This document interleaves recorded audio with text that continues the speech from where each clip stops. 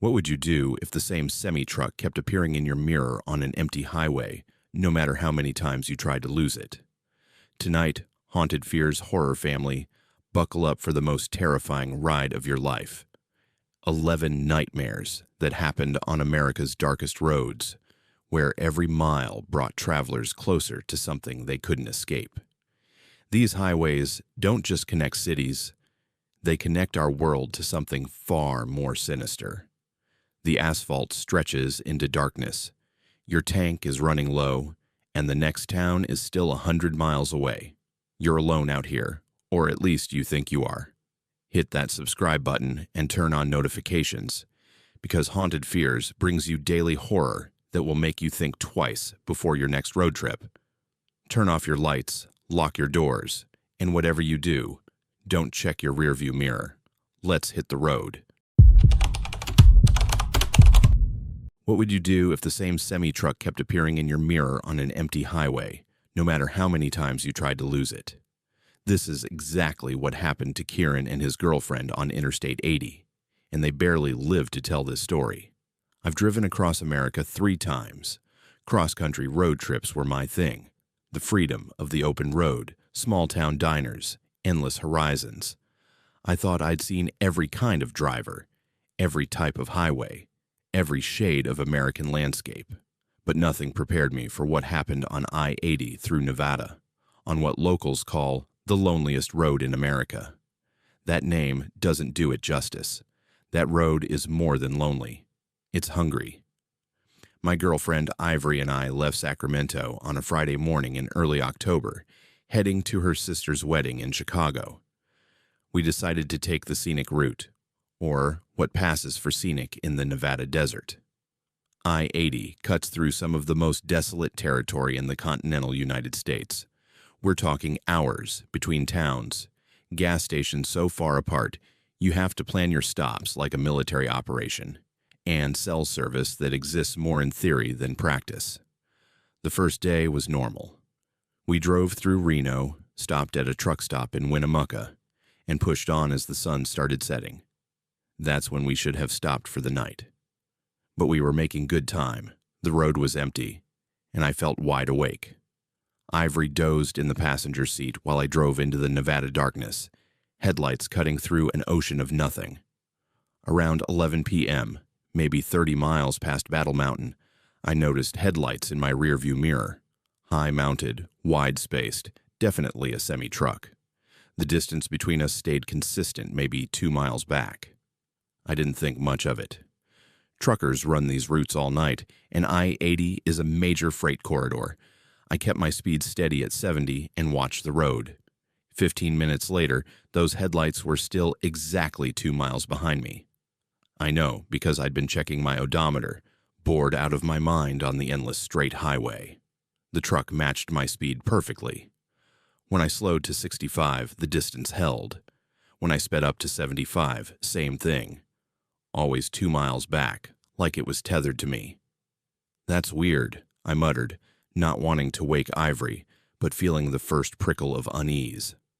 I told myself the trucker was probably using me as a pace car, drafting behind to save fuel. It's a common practice, nothing sinister. Then I saw the exit sign for Beowawe, a tiny nothing town that exists purely as a highway exit. I took it on impulse, wanting to stretch my legs and shake the weird feeling creeping up my spine. The exit ramp curved away from I-80, and I watched my mirror as those truck headlights sailed past on the highway, continuing east. Relief washed over me. Just a trucker. Just a coincidence. The Beowawe exit led to absolutely nothing. A closed gas station, a handful of dark buildings, tumbleweeds rolling across cracked asphalt. I turned around and got back on I-80 heading east, merging into empty lanes. The road stretched ahead, black and vacant under a sky crushed with stars.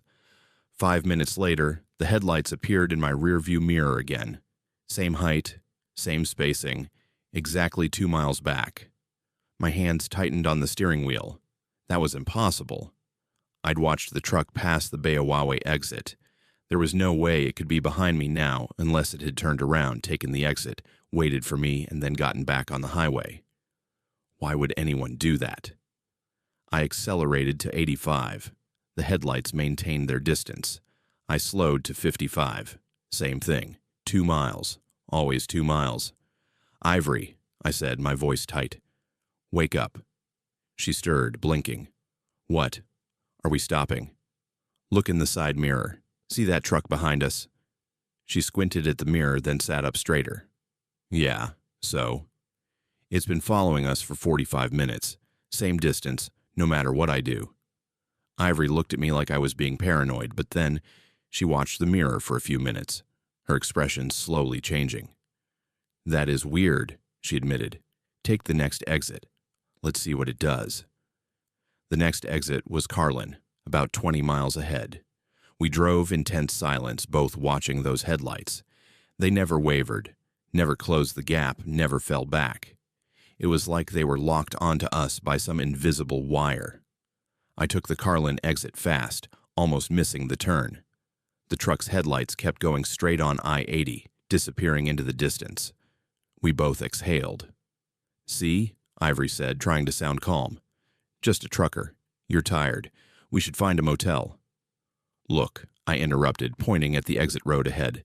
There was a small gas station, lights on, miraculous in the middle of nowhere. I pulled in, my hands shaking slightly. We needed gas anyway.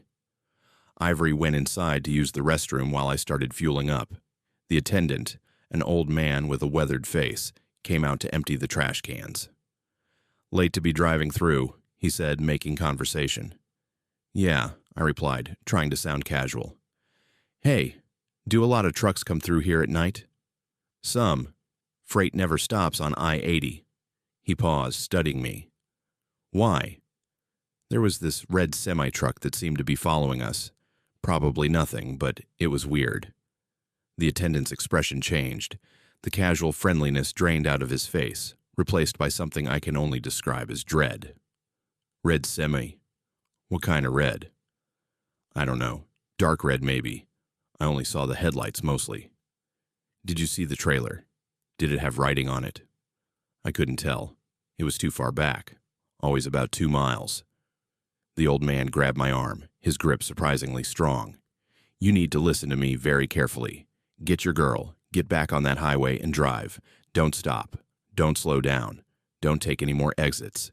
And for the love of God, don't let it get closer than 2 miles. My blood went cold. "What are you talking about?" "That truck, if it's what I think it is.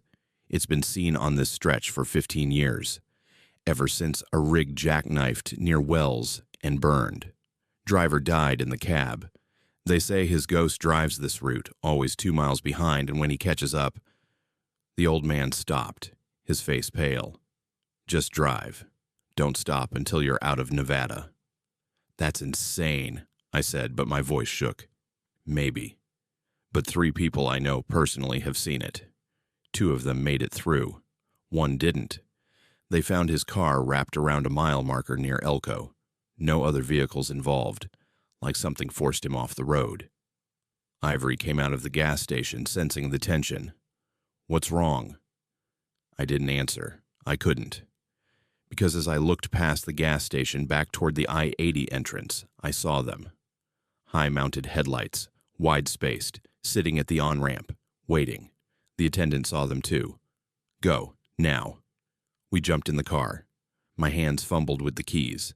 The engine started, and I pulled out of the gas station, heading away from the I-80 entrance, taking a side road deeper into Carlin. If that thing wanted to follow us, it would have to leave the highway. We drove through the tiny town, a few streets, dark houses, a closed diner. When we looped back to check, the headlights were gone from the on-ramp. Relief flooded through me. We found a different entrance to I-80, heading east, and merged back onto the empty highway. For 10 minutes, nothing. Just empty road, darkness, and the white lines disappearing under our hood. Ivory held my hand, neither of us speaking. Then she gasped. "Kieran." I knew what she was going to say before she said it. I could see it in the rearview mirror.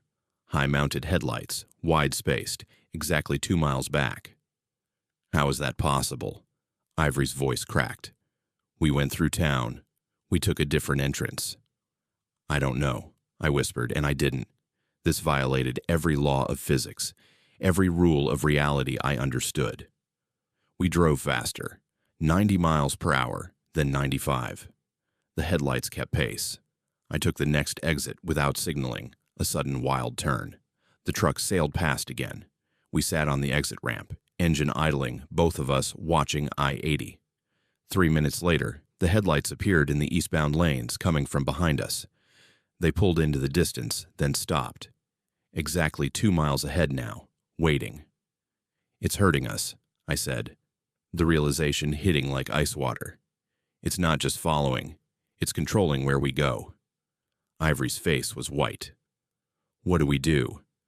I thought about the attendant's warning. Don't let it get closer than 2 miles. We'd been running, and it kept finding us. Maybe running was the wrong move. We drive, I said. We stay on I-80, and we drive until we're out of Nevada. We don't stop. We don't exit, and we keep it at 2 miles. So that's what we did. We merged back onto I-80 and drove east through. The Nevada night. The truck fell in behind us again, 2 miles, always 2 miles. We passed Wells. We passed Wendover. The Nevada-Utah border approached like a finish line. Ivory kept watch on the mirror while I drove, my foot steady on the gas, maintaining exactly 70 miles per hour. The truck matched us. For nearly 3 hours, we drove like that, predator and prey locked in a dance across the desert. At 3:47 a.m., we crossed into Utah. I watched the "Welcome to Utah" sign pass on our right. I counted to 60, barely breathing. Then I looked in the mirror. The headlights were gone. We pulled over at the first rest stop across the border, and both broke down, shaking, crying, holding each other. When the sun came up, we drove to the nearest town and checked into a motel, both of us too wrecked to continue. Later, I researched it. August 2010, a red Peterbilt semi-truck carrying engine parts jackknifed on I-80 near Wells, Nevada, during a night run. The trailer ruptured and caught fire. The driver, a man named Frank Holloway, was trapped in the cab. He burned to death screaming for help that never came. The truck was obliterated, melted metal, and ash. But drivers still report seeing it, always at night. Always on that stretch between Battle Mountain and the Utah border. Red headlights, high-mounted and wide-spaced. It follows you from exactly 2 miles back, and if you try to run, it herds you, controls you, plays with you. Most people make it through. They cross into Utah, and it disappears, but not everyone. 7 people have died in single-vehicle accidents on that stretch since 2010. No other vehicles involved, no explanation for why they crashed. I think about Frank Holloway sometimes. Trapped in his cab, watching headlights pass 2 miles ahead, screaming for them to stop, to help, knowing they couldn't hear him. Maybe that's what he's doing now, following travelers, staying 2 miles back, waiting for someone to stop. We made it through.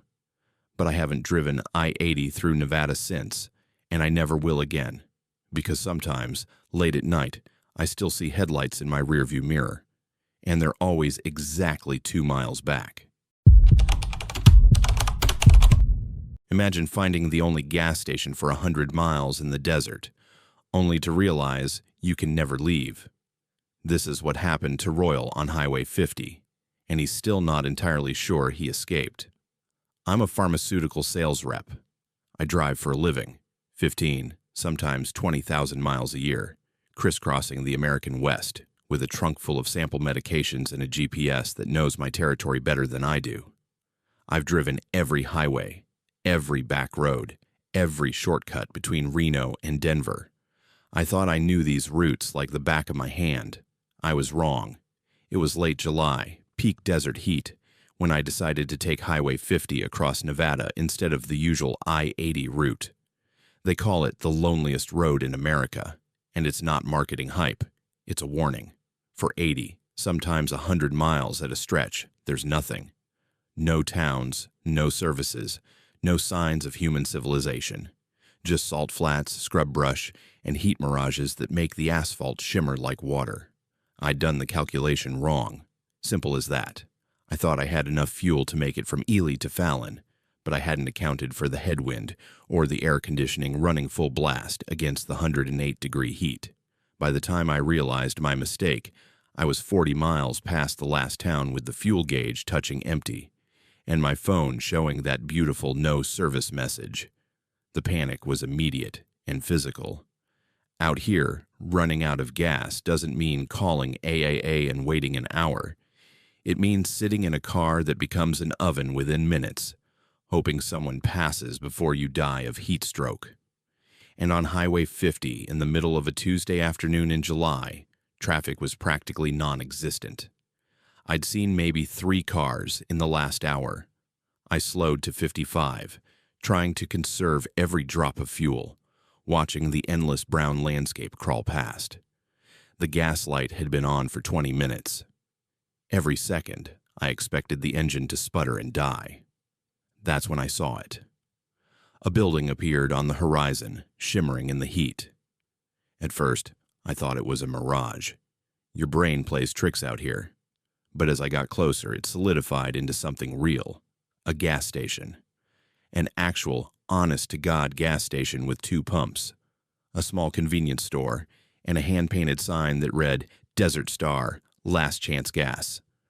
Relief flooded through me so intensely I almost cried. I pulled up to the pumps, shut off the engine, and just sat there for a moment, hands shaking on the steering wheel. Saved. I was saved by sheer dumb luck. The station looked old but well-maintained. The pumps were ancient. The kind with rolling numbers instead of digital displays. The building itself was classic roadside Americana. White cinder block, flat roof, big windows with sun-faded posters advertising brands I vaguely recognized.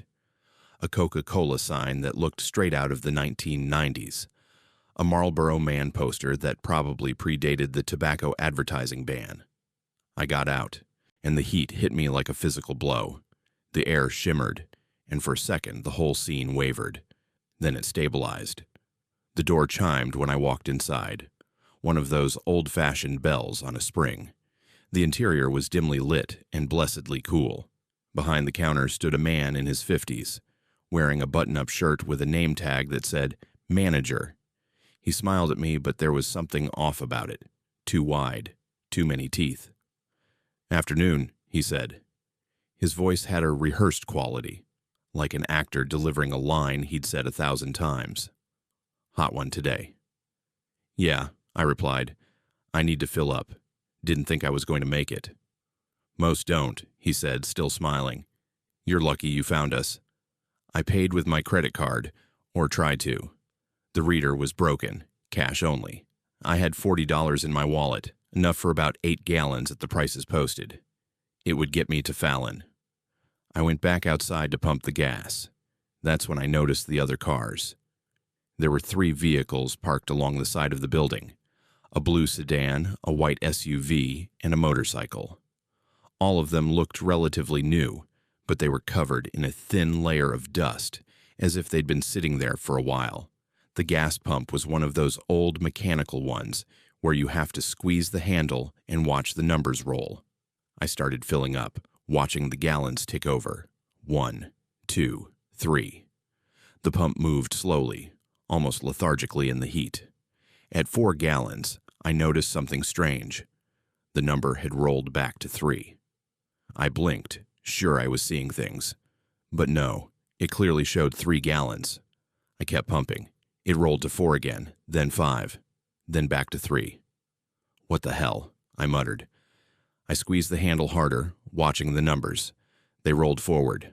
5, 6, 7, then suddenly jumped back to 4. It was like the pump was stuck in some kind of loop. I stopped pumping and checked my tank. It didn't feel any heavier. I opened the fuel door and looked inside. The tank didn't look any fuller than when I'd started. What was going on? The door chimed, and the manager stepped out, still smiling.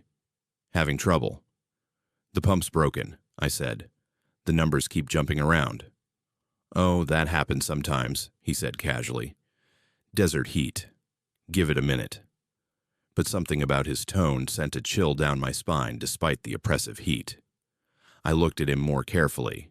His shirt was buttoned wrong. The name tag said manager, but there was no name. And his eyes, they didn't blink, not once. How long have you been out here? I asked, trying to sound casual. Long time, he replied. Real long time. Most guests stay much longer than expected. Guests. He said guests, not customers. I looked back at the pump. The numbers now showed 12 gallons, even though I'd stopped pumping 5 minutes ago. 12 gallons wouldn't even fit in my tank. I think I'm good, I said, my voice tight. I started walking back to my car. You should come inside, the manager said. His smile hadn't changed. It's hot out. Have something to drink. Most people stay for a while. Some stay forever. I froze. What did you say? I said some people stay for a while, he repeated, but I knew what I'd heard. I got in my car and turned the key. Nothing. The engine didn't even turn over. Battery dead. Impossible. It had been fine 5 minutes ago. The manager stood by the pump, still smiling. Like I said, most guests stay longer than expected. Why don't you come inside? There are others. You'll meet them. My heart was hammering. I tried the key again. Nothing. Not even a click. Through the convenience store window, I saw movement. People inside. Several of them standing in the aisles completely motionless. Just standing there, facing the windows, facing me. I got out of the car, leaving the keys, and started walking. Not back toward the road. The manager was blocking that path. I walked around the side of the building, past those parked vehicles. As I passed the blue sedan, I glanced inside.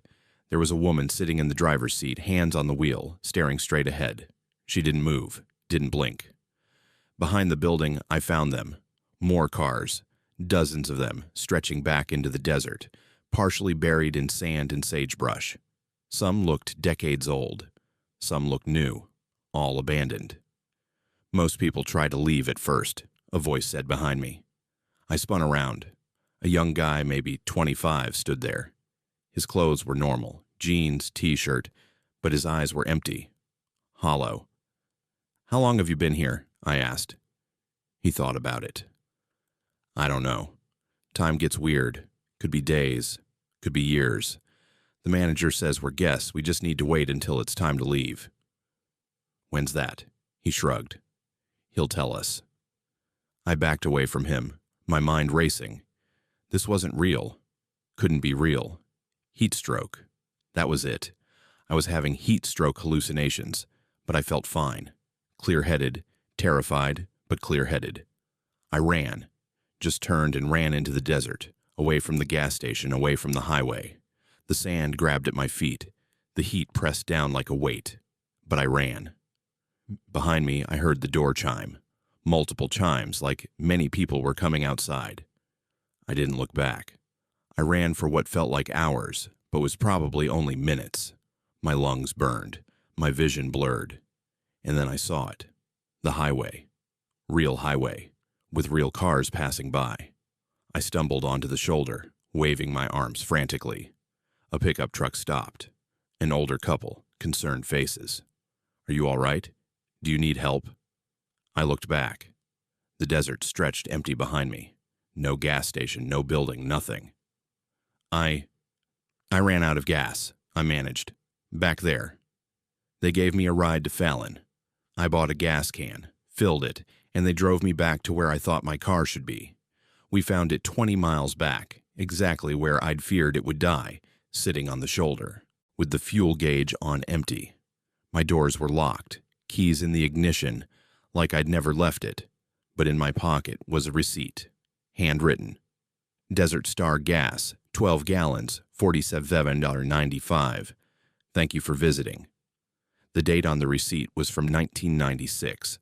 I filled my tank from the gas can, drove straight through to Denver, and reported my credit card stolen even though it was still in my wallet. I told myself it was heat stroke, hallucination, dehydration. But 3 months later, I saw a news story. A blue sedan found abandoned on Highway 50, the driver missing. The photo showed the same car I'd seen parked at that gas station. The woman had disappeared 2 years ago. I don't drive Highway 50 anymore. I take I-80, even though it adds 2 hours to my route. Because sometimes, late at night, when I'm driving through the desert, I see lights on the horizon where no lights should be. And I wonder how many people are still there, standing in those aisles, waiting for the manager to tell them it's time to leave. I wonder if that woman in the blue sedan is still sitting there, hands on the wheel, staring straight ahead. And I wonder if I really escaped, or if I'm still there, standing in an aisle, waiting for my turn to sit down.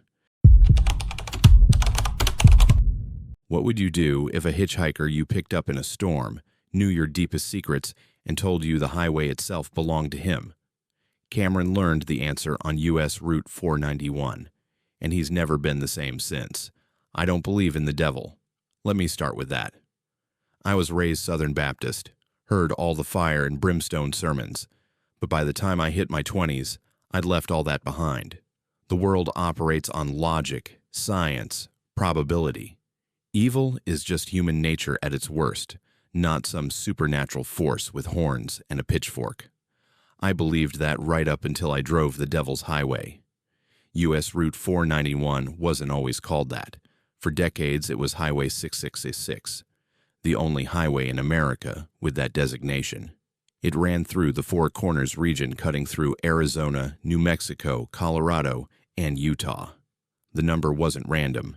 It was sequential, a spur route off Route 66, but the locals called it the Devil's Highway, and the stories piled up. Unexplained accidents, ghost sightings, vehicles that burst into flames for no reason.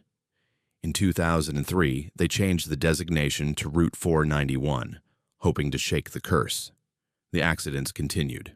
I was driving it in late November, heading from Durango to Gallup for a construction job.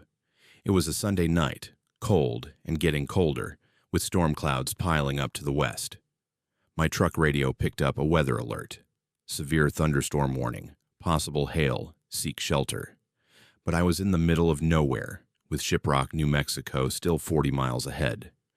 The nearest town behind me was 30 miles back. I figured I could outrun the storm, or at least find shelter in Shiprock before it hit hard. I was wrong. The storm came fast, rolling across the desert like a living wall. 1 minute the sky was just dark clouds. The next, rain hammered my windshield so hard I could barely see. Lightning cracked sideways across the sky, turning everything white for split seconds. I slowed to 30, then 20, creeping along the highway with my hazards on. That's when I saw him. A figure stood on the shoulder, thumb out, soaked to the bone. Young guy, maybe mid-20s, wearing a jean jacket and jeans, no rain gear.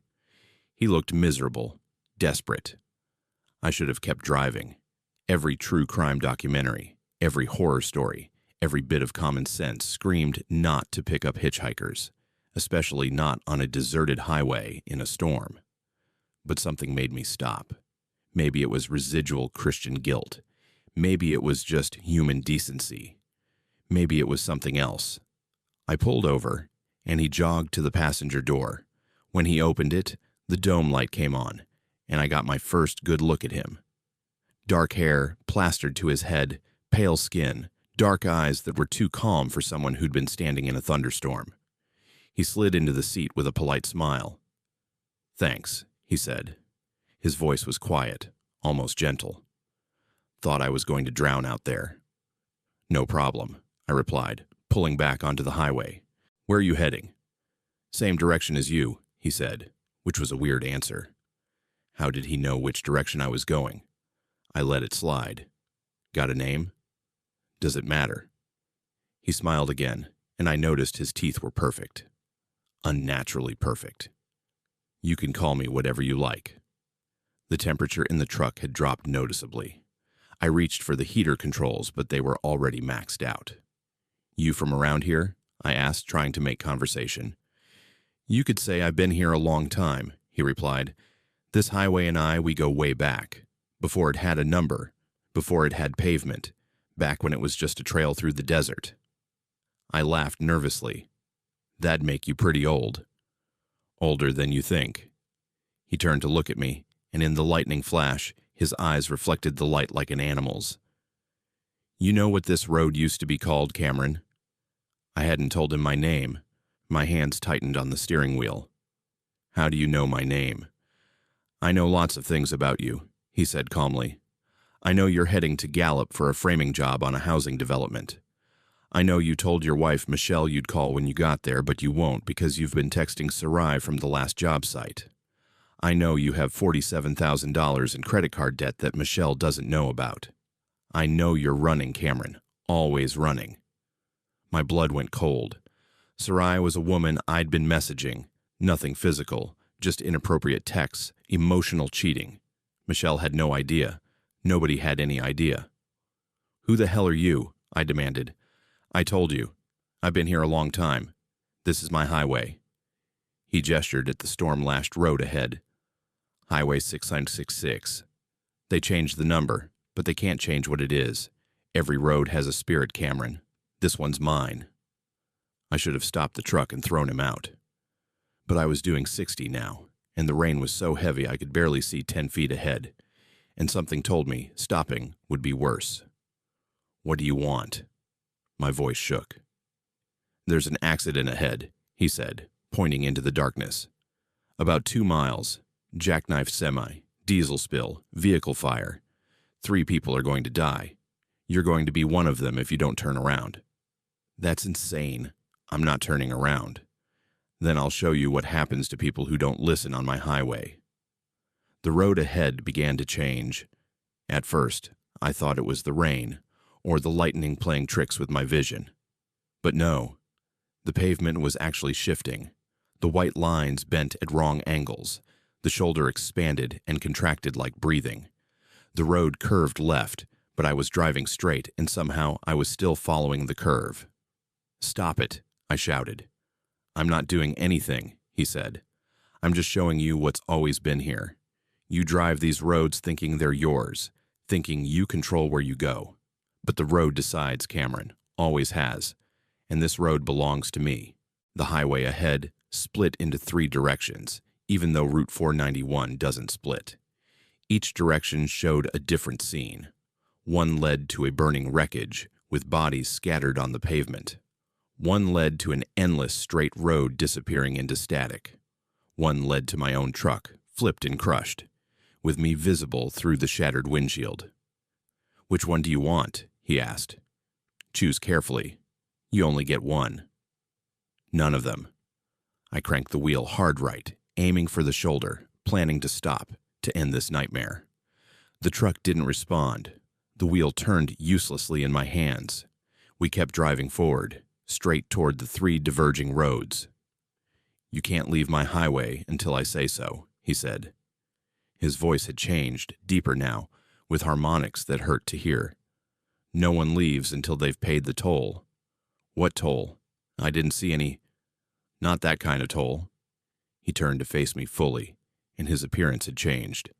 His eyes were completely black now. No whites, no iris, just darkness.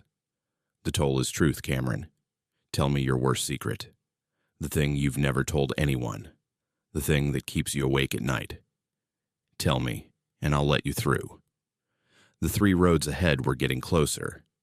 I had maybe 10 seconds to decide. I can't. 5 seconds. My mind raced through possibilities. What secret? What truth? There were things I'd done, things I'd thought, things I was ashamed of. 3 seconds. I killed my brother. The words exploded out of me. It was an accident.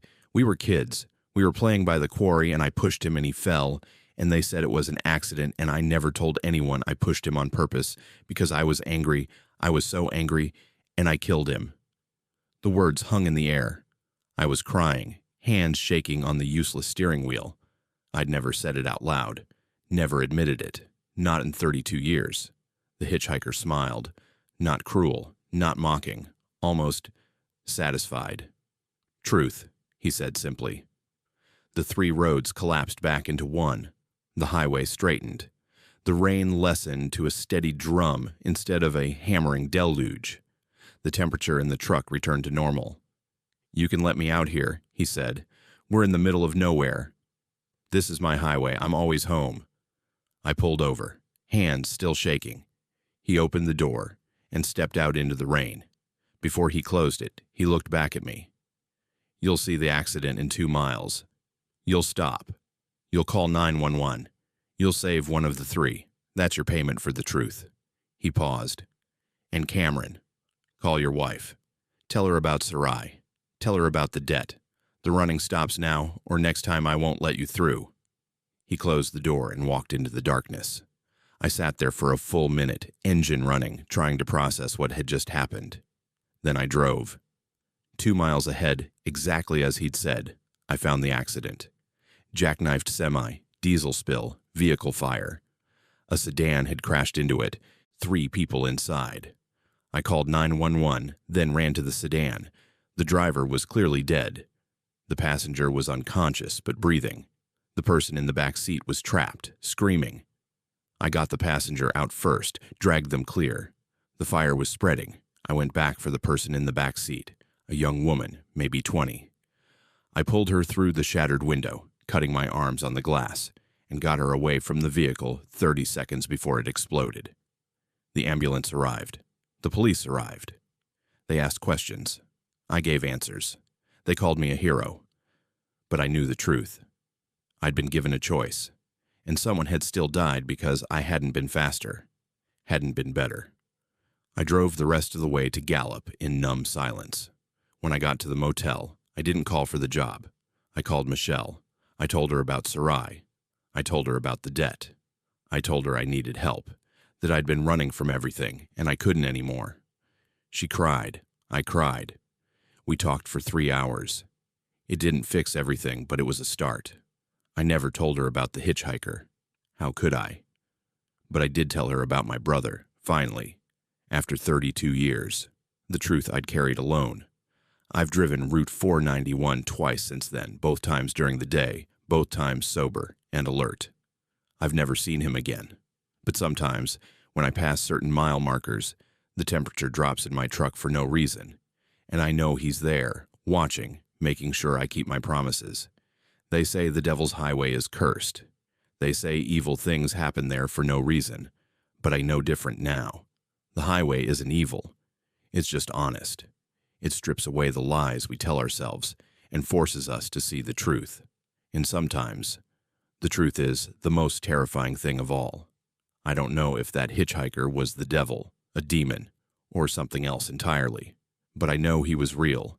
And I know this. We all drive highways we don't really understand, thinking we're in control. But the road decides where we go. And some roads demand payment in truth. Imagine driving through a mountain tunnel that should take 2 minutes, but an hour later, you're still inside and the lights are going out. This is what happened to Malik during what should have been a routine drive through Colorado, and he's still not sure he ever really escaped. I'm a data analyst for a tech company. My life is spreadsheets, algorithms, predictable patterns. I like things that make sense, things I can quantify and explain. Numbers don't lie. Systems have rules. The universe operates on logic, even when we don't understand it yet. That's what I told myself before the Eisenhower Tunnel. Before I learned that some things can't be explained by logic or data or any framework the human mind can comprehend. It was the second week of March, still deep winter in the Colorado Rockies. I was driving from Denver to Vail for a client meeting, a routine trip I'd made dozens of times. Interstate 70 through the mountains, straight shot, maybe 2 hours if traffic cooperated. The Eisenhower Tunnel is the centerpiece of that drive. A 1.7-mile tunnel boring straight through the Continental Divide at over 11,000 feet elevation. It's the highest vehicle tunnel in North America, and on a clear day, you enter on one side and exit 90 seconds later on the other. It was 2:30 p.m. when I entered the tunnel. I remember checking my dashboard clock because I was calculating whether I'd make the meeting on time. Traffic was light. Just me and maybe half a dozen other vehicles spread out through the tunnel's 2 lanes. The Eisenhower Tunnel is well lit, with overhead sodium lights every 50 feet or so creating a steady amber glow. Tile walls, painted white, marked with green mile markers and safety features. Completely ordinary, completely safe. Tens of thousands of vehicles pass through it every day. I was about halfway through when I noticed the car ahead of me, a silver Honda, had disappeared. Not pulled over, not turned off. Just gone. The tunnel stretched empty ahead of me, lights receding into an amber vanishing point. Weird, but explainable. Maybe they'd sped up. Maybe I'd slowed down without realizing it. I checked my speedometer. 55, the posted limit. My hands were steady on the wheel. I should have reached the exit by now. 90 seconds at 55 miles per hour. But the tunnel kept going, the tile walls sliding past in an endless repetition, the overhead lights pulsing by at regular intervals. Counting them became hypnotic. 1, 2, 3, 10, 20, 50. I checked my odometer. I traveled 2.3 miles inside a 1.7-mile tunnel. My first thought was instrument malfunction, digital displays glitch, but my phone GPS was active on the dashboard mount, and it showed the same thing. I was inside the Eisenhower Tunnel, still heading west, distance traveled, 2.4 miles, then 2.5, then 2.6. The tunnel just kept going. I slowed to 40, thinking maybe if I reduced speed, I'd somehow sink back to normal reality. Physics doesn't work that way, but panic makes you stupid. The walls continued their endless slide past, identical tile panels marked with the same safety information every 100 feet. Emergency phone ahead. I passed 3 of those signs, then 4, then 10. There shouldn't be 10 emergency phone locations in a 1.7-mile tunnel. That's when I noticed the other cars were gone. All of them. The tunnel stretched empty in both directions. No headlights behind me, no taillights ahead. Just me, my car, and this impossible length of artificial cavern stretching through a mountain that wasn't big enough to contain it. I tried my phone. No service, which was normal for the tunnel. Except I should have service by now. I should be on the other side by now. My odometer read 4.7 miles. The logical part of my brain, the data analyst part that trusts in spreadsheets and algorithms, was screaming that this was impossible. The panicked animal part of my brain didn't care about impossible.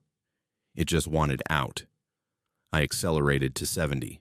The tunnel kept going. 80. Still going. The walls blurred past, the overhead lights creating a strobe effect. I was breaking every safety rule, but what did safety matter when reality itself had broken? At 7.2 miles, the lights started spacing farther apart. It was subtle at first. Instead of 50 feet between lights, maybe it was 60, then 70, then 100.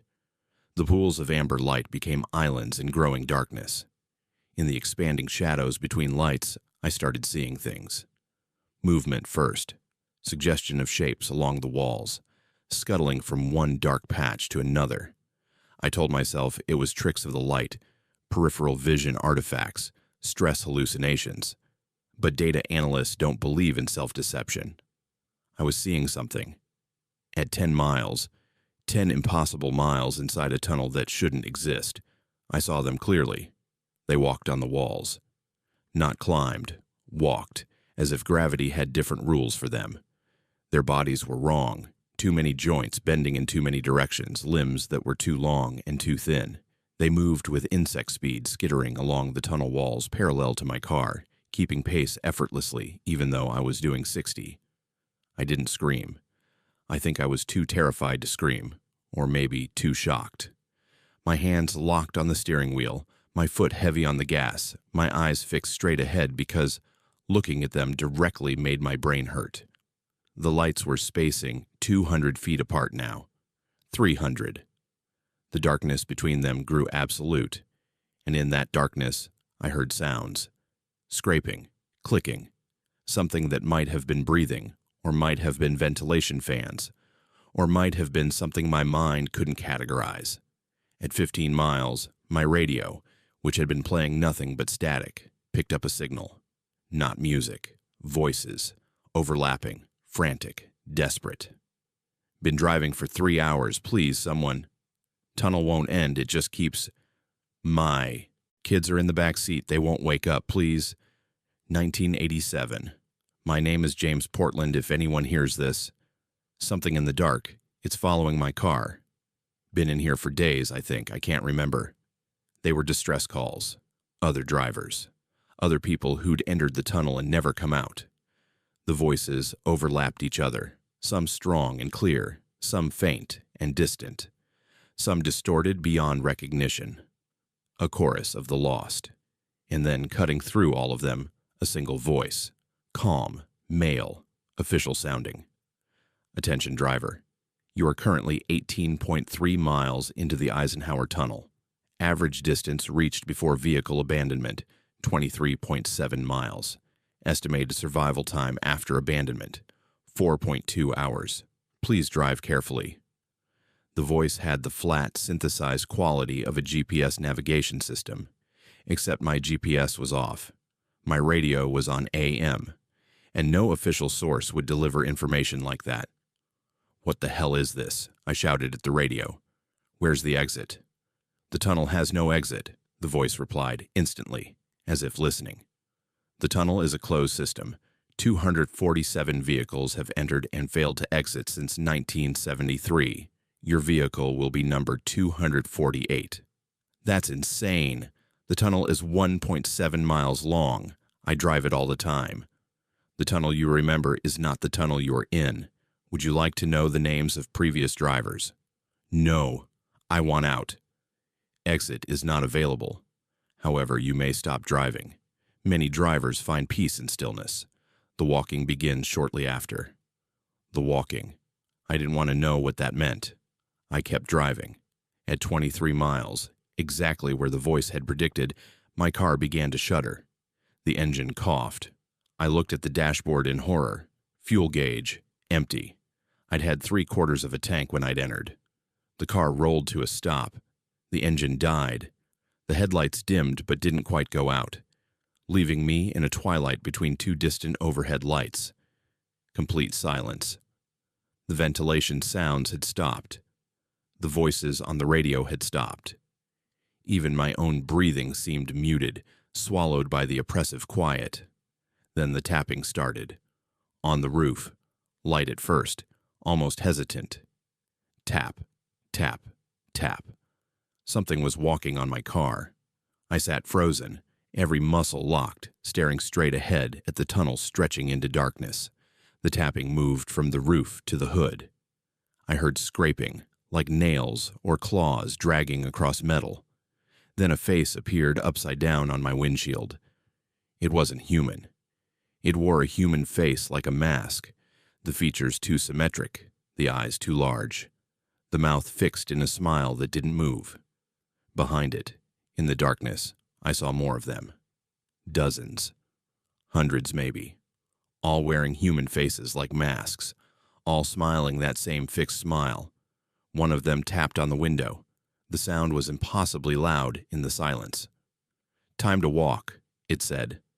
Its voice was wrong, multiple voices speaking in perfect unison. Time to join us. Time to become part of the tunnel. I don't know what made me look in my rearview mirror. Maybe desperation, maybe some final instinct for survival. But when I looked back, I saw something the creatures apparently didn't want me to see. Far behind me, maybe half a mile back, there was a light. Not amber, like the tunnel lights. White, daylight white. It was moving, getting closer. The creatures saw me looking. Their smiles didn't change, but they began hitting the car harder, faster. The windows spiderwebbed with cracks. They were trying to get in before the light reached me. It wasn't a vehicle. It was just light. Pure white light washing over the car, and in that light the creatures recoiled. They dropped from the car, scattered to the walls, retreated into shadows that suddenly seemed less absolute. My engine started. I didn't touch the key. It just started. The radio crackled. "Drive, now, don't stop." I drove. The light stayed with me, surrounding the car, keeping the creatures at bay. They followed, running along the walls, but they couldn't get close. The overhead lights began spacing closer again. 100 feet, 50 feet, the normal spacing. My odometer was counting down. 23 miles, 20, 15, 10, 5, 2, 1.7 miles. Daylight ahead. Real daylight, beyond the tunnel mouth. I accelerated, the light still surrounding me, and burst out into the Colorado afternoon at 3:32 p.m. on the western side of the Eisenhower Tunnel. 1 hour and 2 minutes after I'd entered. I pulled over immediately, shaking so hard I could barely control the car. Other vehicles passed me, entering and exiting the tunnel normally. Cars full of families, trucks hauling cargo, motorcyclists enjoying the mountain roads. All of them passing through in 90 seconds, like nothing was wrong. I checked my odometer. It showed I'd traveled 23.7 miles through a 1.7-mile tunnel. My fuel gauge read 1/4 full, exactly what it should be after driving from Denver. I never went to that meeting in Vail. I turned around, took Highway 91 over Fremont Pass instead, a 2-hour detour to avoid the tunnel. I've taken that detour every time since. I researched it obsessively for months. Official records show the Eisenhower Tunnel has operated safely since 1973, with millions of vehicles passing through without incident. But I found things. Blog posts quickly deleted, forum threads that disappeared, references to vehicles found abandoned inside the tunnel with no drivers, no explanation. 247 vehicles, the voice had said. If I'd stopped permanently, I would have been number 248. I don't know what that tunnel really is. Maybe there are two versions. The normal one most people use and something else, something that occasionally catches people like a trap. Maybe there are thin places in reality, and the tunnel passes through one. Or maybe I'm just losing my mind. But I know one thing. I'm never driving through the Eisenhower Tunnel again, because sometimes late at night, I still hear that voice on my car radio, even when it's turned off. Attention driver, the tunnel is waiting. The tunnel is always waiting. Would you like to try again? I wouldn't. God help me, I wouldn't. Have you ever stopped at a rest area in the dead of night and felt like you were being watched? Trinity did, and what she found waiting for her on those picnic tables changed everything. She thought she understood about disappearances on America's highways. The digital clock on my dashboard read 3:17 a.m. when I pulled into the rest stop. I'd been driving for 11 hours straight, pushing through South Carolina on I-95, trying to make it from Miami to D.C. in one shot. Stupid decision looking back. But I was 26, invincible in that way young people are, and I had a job interview I couldn't miss. My eyes were burning. Coffee wasn't cutting it anymore. I needed to walk, splash water on my face, maybe close my eyes for 20 minutes in the parking lot. The rest stop appeared like an oasis. Lights glowing in the darkness, bathrooms, vending machines, that promise of temporary safety that highway rest areas offer to exhausted travelers. The parking lot was nearly empty. A semi-truck idled in the commercial vehicle section, running lights on but cab dark. One other car sat near the bathroom building, a beat-up sedan covered in road grime. Otherwise, nothing. Just me, the humid South Carolina night, and the chorus of crickets screaming from the surrounding pine forest. I parked under one of the overhead lights, safety protocol for solo female travelers, and got out. The air hit me like a wet blanket, thick with moisture, and that particular smell of southern highways. Pine sap, diesel exhaust, and something organic decaying in the heat. That's when I saw them. Dolls. Handmade dolls. The kind crafted from cloth and yarn, sat on every single picnic table in the rest area. There were maybe 10 tables scattered across the grassy area between the parking lot and the tree line, and every single one had a doll placed precisely in its center, all facing the same direction. Facing the parking lot. Facing me. My skin prickled. This wasn't normal. Rest stops collect weird things. Forgotten items, graffiti, the occasional memorial for someone who died nearby. But this was deliberate, organized. The dolls were spaced too evenly, positioned too carefully. I walked closer to the nearest table, telling myself I was being paranoid. It was just some weird art project. A prank. Something mundane that only felt sinister because it was 3 in the morning and I was exhausted. The doll was about 8 inches tall, made from faded calico fabric with button eyes and yarn hair. The craftsmanship was actually quite good. Careful stitching, detailed features. Around its neck hung a small tag, the kind you'd see on a luggage handle or a pet collar. I leaned in to read it, using my phone's flashlight. The tag said, Sarah Mitchell, June 14th, 2019. A name and a date. I felt my stomach drop, though I couldn't say exactly why.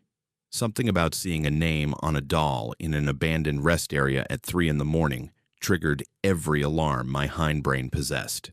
I walked to the next table. Another doll, different fabric pattern, different hair color.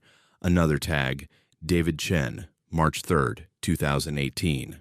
The third table, Rebecca Holloway, October 27th, 2020. Each doll had a name. Each doll had a date. I counted them as I walked the circuit of tables.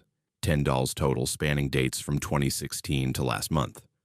Different names, different dates, all positioned exactly the same way. All watching the parking lot with their button eyes. Don't touch them. I spun around, heart hammering. A man stood near the bathroom building, middle-aged, wearing a trucker's cap and a vest covered in patches. He must have come from the idling semi. What? I managed. The dolls. Don't touch them. Don't move them. And for God's sake, don't take one with you. He spoke with the flat authority of someone delivering a warning they've given before. You need to leave, right now. What are these? I asked, though part of me didn't want to know. Memorial, he said. Or a warning, maybe both. Every one of those dolls represents someone who disappeared from this rest stop. Sarah Mitchell was the first one I know about. 2019, college student driving home to Virginia. Stopped here around 2 in the morning. Her car was found the next day, keys in the ignition, purse on the seat. No signs of struggle, she just vanished. The humid air suddenly felt colder. All of them. 10 people in 7 years, all gone from this exact rest stop, always between midnight and 4 a.m., always when the place is basically empty. The dolls started appearing after the third disappearance. Someone makes them, brings them here, places them exactly like this. He gestured at the neat row of tables. Nobody knows who. Security cameras catch nothing. They just appear. That's insane. The police can't do anything. No evidence. No bodies, no witnesses. The FBI looked into it after the fourth disappearance, interviewed everyone who'd stopped here in the relevant time frames. Nothing. It's like these people stepped out of their cars and stopped existing. I looked back at the dolls, at their button eyes watching the parking lot, watching for the next victim. Why are you still here? I asked. Why did you stop if you know about this? Bathroom emergency. Couldn't make it to the next exit. He started backing toward his truck. I'm leaving. You should too. Don't stop here again. Use the rest. Stop 40 miles north, or the one 60 miles south. Just not this one. Never this one after dark. He climbed into his truck cab, and within 2 minutes the semi was pulling out of the parking lot, leaving me alone with the dolls and the other parked sedan. I should have left right then.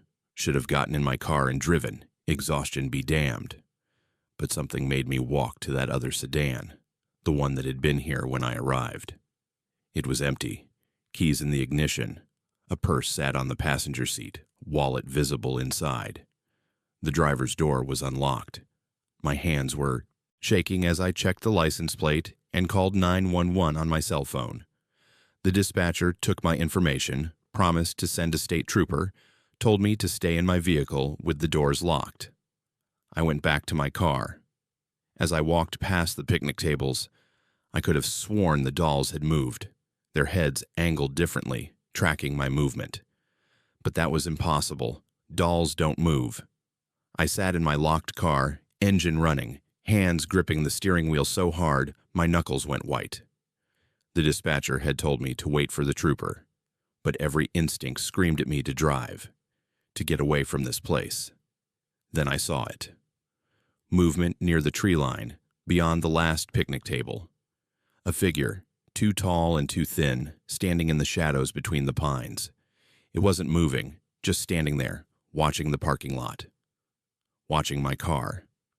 My phone rang, and I nearly screamed. The dispatcher, "Ma'am, the trooper is 15 minutes away. Are you safe?" "There's someone in the trees," I whispered. "Someone's watching me." "Can you describe them?" I looked again. The figure was closer now, though I hadn't seen it move. It stood just beyond the reach of the parking lot lights, a silhouette against the dark trees. Too still. Humans don't stand that still. I can't see clearly. They're too far, but they're getting closer. "Ma'am, I need you to drive to the nearest gas station. Don't wait for the trooper. Go now." I didn't need to be told twice. I threw the car in reverse, tires squealing as I backed out of the space. The figure moved then, not walking, but somehow flowing forward with a motion that wasn't quite human. It reached the edge of the light just as I shifted into drive. For one horrible second, the parking lot light illuminated it fully. It wasn't a person. The shape was wrong, the proportions impossible, and in its two long arms it carried something: fabric, yarn, buttons, materials for making dolls. I floored the accelerator. My car shot out of the rest stop, tires screaming as I merged back onto I-95 without looking. A horn blared as a car swerved around me, but I didn't slow down. I drove 80 miles per hour until I reached the next town, pulled into a well-lit 24-hour Walmart parking lot, and called the dispatcher back. The state trooper found the sedan still in the rest stop parking lot. The owner was a woman named Phoenix Reyes, age 29, last seen at a gas station 30 miles south at 2:45 a.m. She had told the gas station attendant she was tired, planning to rest at the next stop. She never made it home. They never found her. But 2 weeks later, a truck driver reported a new doll on the picnic tables at that rest stop. 11 dolls now, where there had been 10. The newest one had a tag that read, "Phoenix Reyes, October 16th, 2025. The date I was there. I gave a statement to police. I told them about the figure in the trees, about how it moved, about what it was carrying. They listened politely, took notes, probably thought I was traumatized or exhausted or both. They searched the rest area, found nothing. The dolls remained, but security footage showed no one placing them, no one removing them, no figures in the trees. The footage just showed the dolls appearing between one frame and the next, as if reality had skipped a beat. I never used that rest stop again. I plan my routes obsessively now, making sure I never need to stop anywhere isolated after dark. And I watch the news, dreading the day I'll hear about another disappearance from that location. Because here's what keeps me awake at night. I think I know why those dolls are there. They're not memorials. They're not warnings. They're placeholders. Something takes people from that rest stop and leaves dolls in their place. Perfect representations, each one marking a life erased, a person removed from reality and replaced with cloth and button eyes.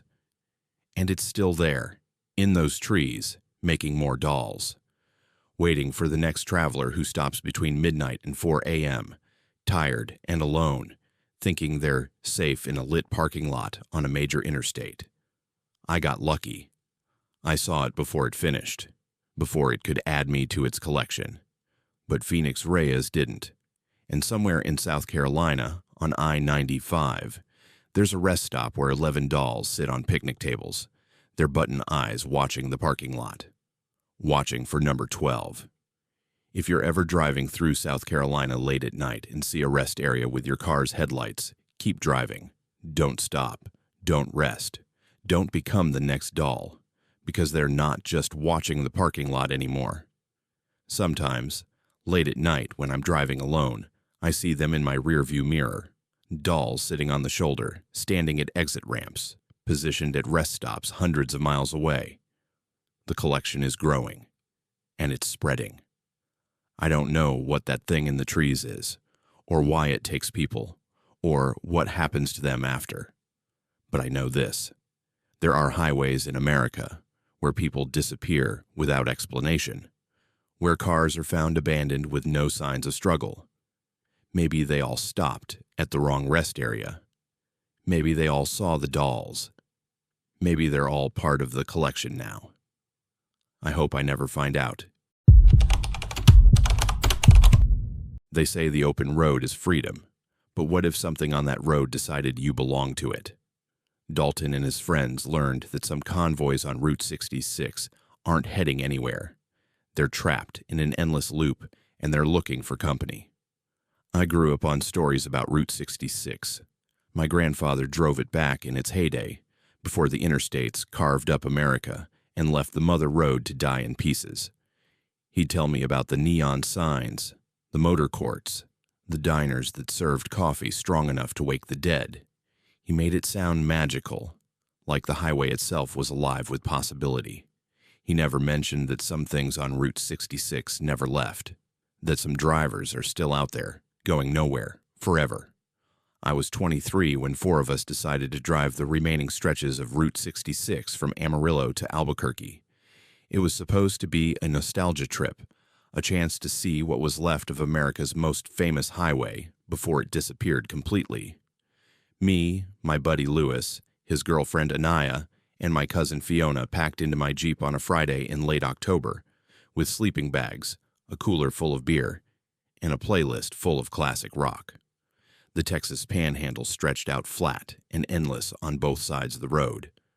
This section of old Route 66 runs parallel to I-40, but nobody uses it anymore. The pavement is cracked, faded to gray, with weeds pushing through every gap. Ghost towns dot the landscape, places with names like Glen Rio and Adrian, just empty buildings and rusted signs marking where communities used to be. We'd been driving for about 2 hours, the sun sinking toward the horizon when Louis spotted them in the side mirror. "Hey, check it out," he said from the passenger seat. "Vintage car show behind us." I glanced in the rearview mirror. A line of cars was approaching from behind, maybe half a mile back. Even at that distance, I could tell they were old, 1950s models, the kind you see in museums or at classic car rallies. There were 6 of them, driving in perfect formation, evenly spaced. "That's cool," Fiona said from the back seat, leaning forward to look. "Think they're doing the Route 66 thing too?" "Probably," I replied. "A lot of car clubs do these heritage drives." The convoy got closer, and I could make out more details. A turquoise and white Chevy Bel Air led the group, followed by a cherry-red Ford Fairlane, a pale yellow Buick, a white Cadillac with massive tail fins, a 2-tone Plymouth, and bringing up the rear, a mint-green Oldsmobile. They were pristine, gleaming in the fading sunlight like they'd just rolled off the showroom floor. "Those cars are immaculate," Anaya said, pulling out her phone to take pictures. "I mean, seriously, they look brand new."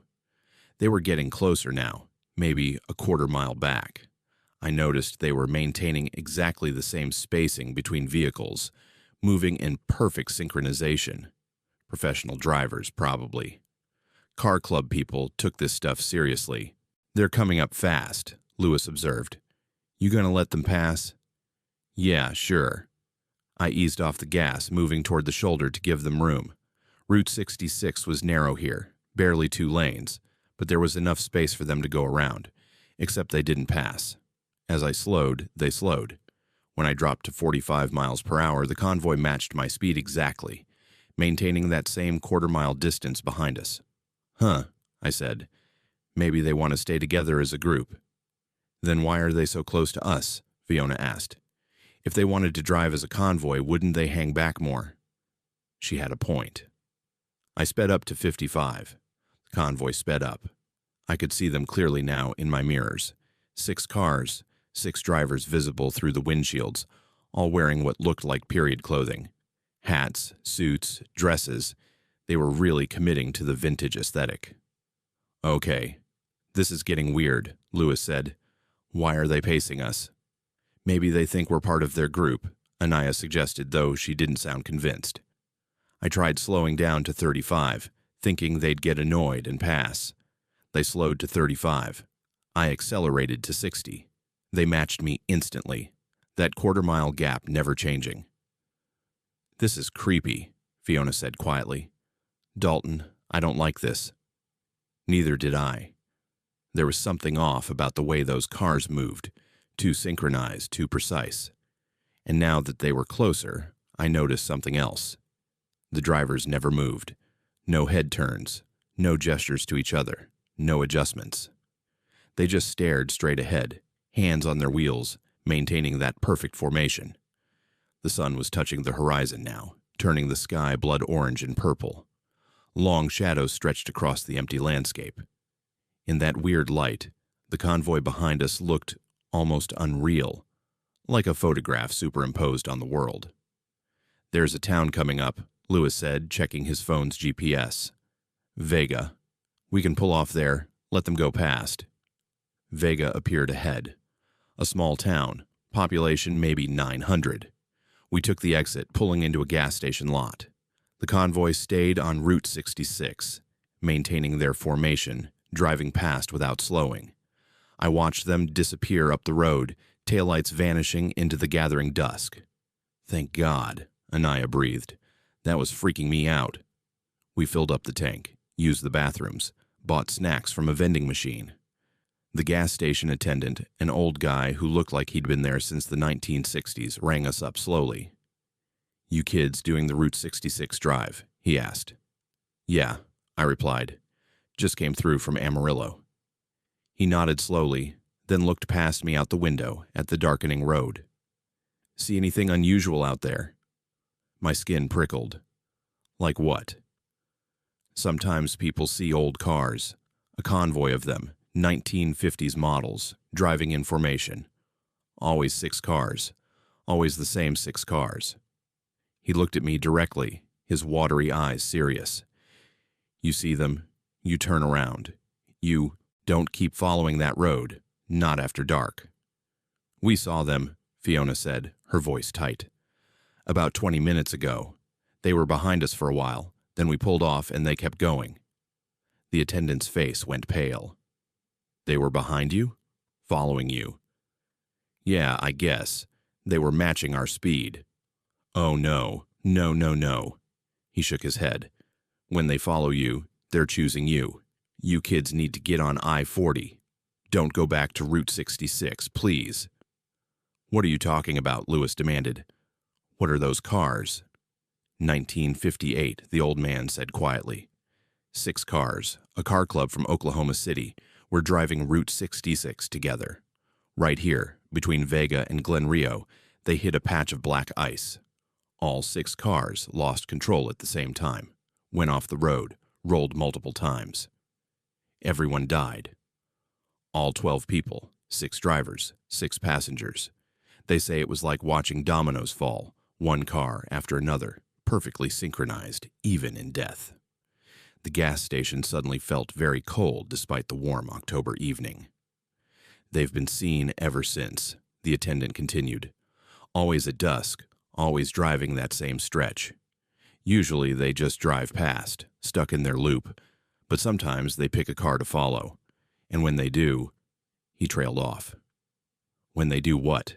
I asked, not sure I wanted to know. "The car they follow never makes it to the next town. Found empty on the side of the road, no signs of struggle, no trace of the passengers. Just gone. It's happened 4 times that I know of. 1973, 1981, 1994, and 2009. Each time someone reported seeing the convoy following them, and each time they disappeared." "That's insane," Lewis said.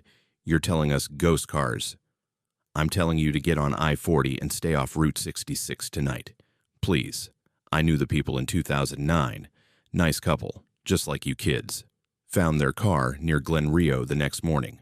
Doors locked, engine running, luggage still in the trunk, no bodies. Never found." We looked at each other. Part of me wanted to laugh it off as local legend, small-town ghost stories to spook tourists. But the old man's fear was real. And those cars had been wrong. The way they moved, the way the drivers never moved, the perfect synchronization. "Okay," I said. "We'll take I-40." The attendant visibly relaxed. Good. Good. You kids be safe. We got back in the Jeep, and I pulled out of the gas station heading toward the I-40 on-ramp. But as we approached it, I realized something was wrong. The ramp was blocked. Orange construction barriers, signs reading "Road closed, detour to Route 66. You've got to be kidding me, Lewis muttered. I tried my phone's GPS, looking for an alternate route. Nothing. The only road forward was Route 66. We could turn back, head to Amarillo, but that was 2 hours behind us, and Fiona had to be at work in Albuquerque by Monday morning. What do we do? Anaya asked quietly. I looked at the empty highway stretching ahead, already dark now that the sun had fully set. Nothing but road and empty land for miles. We drive fast, I said. We don't stop. We get through this section as quickly as possible. I pulled onto Route 66, accelerating immediately to 70. The Jeep's headlights cut through the darkness, illuminating cracked pavement and nothing else. No other cars, no lights, just endless empty highway. For 10 minutes, nothing happened. We started to relax. Maybe the old man was just crazy. Maybe... Dalton, Fiona said, her voice trembling. Check your mirror. Headlights. 6 sets of them, in perfect formation, maybe half a mile back. No, Anaya whispered. No, no, no. How is that possible? We left them behind, we stopped. They went past us. Doesn't matter, I said, gripping the steering wheel. I'm flooring it. I pushed the Jeep to 85, the fastest I dared on the dark, crumbling highway. The headlights behind us accelerated effortlessly, matching our speed, maintaining that same formation. Lewis was on his phone trying to call 911. No signal. I've got no signal at all. The convoy was closer now, maybe a quarter mile. In my rear-view mirror, I could see them clearly. 6 vintage cars, gleaming even in darkness, driving in perfect synchronization. And now I could see something else. The drivers' faces, illuminated by their dashboard lights. They were smiling. All of them. Fixed, unwavering smiles that didn't move, like masks. They're getting closer, Fiona screamed. She was right. The gap was shrinking. 1/8 of a mile, 500 feet, 300. There, Lewis pointed ahead. That's Glen Rio. Get there. The ghost town appeared in our headlights. Abandoned buildings, a closed gas station, empty houses. I pushed the Jeep harder, the engine screaming. 200 feet back, 100. The lead car, that turquoise Bel Air, was close enough now that I could see the driver clearly. He wore a suit and fedora, and his smile never wavered as he slowly, deliberately raised one hand and gestured for us to stop. We crossed into Glen Rio, and I made a split-second decision. Instead of staying on Route 66, I yanked the wheel hard right, taking us off-road into the desert, bouncing over scrub and sand, headlights swinging wildly. "What are you doing?" Anaya yelled. "They stay on the road," I shouted back. "They have to stay on the road." The Jeep crashed through brush, tires fighting for traction. I looked in the mirror. The convoy had stopped at the exact point where we'd left the pavement. All 6 cars sat there, idling, headlights pointed toward us. The drivers sat motionless, still smiling. Then, one by one, the cars began to move. Not forward, backward. In perfect reverse, they retreated down Route 66, exactly the way they'd come, maintaining their formation until they disappeared into the darkness. We sat there in the desert, engine running, everyone breathing hard. After 5 minutes, when nothing else appeared, I carefully navigated back to the road and continued east. We didn't stop until we hit the New Mexico state line and found a brightly lit truck stop on I-40. We never went back to that section of Route 66, and I've researched it obsessively since. 4 documented cases of disappearances, just like the attendant said. But I found references to others, forum posts, blog entries, Reddit threads, all describing the same thing. 6 vintage cars, perfect formation, following someone at dusk on the Texas stretch of Route 66. Most of the posts end the same way. Has anyone else seen this? Or Does anyone know what this is? But some posts just stop mid-sentence, like the person never finished writing. The last post was dated 3 weeks before our trip. I don't know what those cars are, ghosts maybe, or some kind of loop in time, or something else entirely. But I know this. They were real, they chose us, and we barely got away. My grandfather's stories about Route 66 were about freedom and adventure, the open road, and limitless possibility.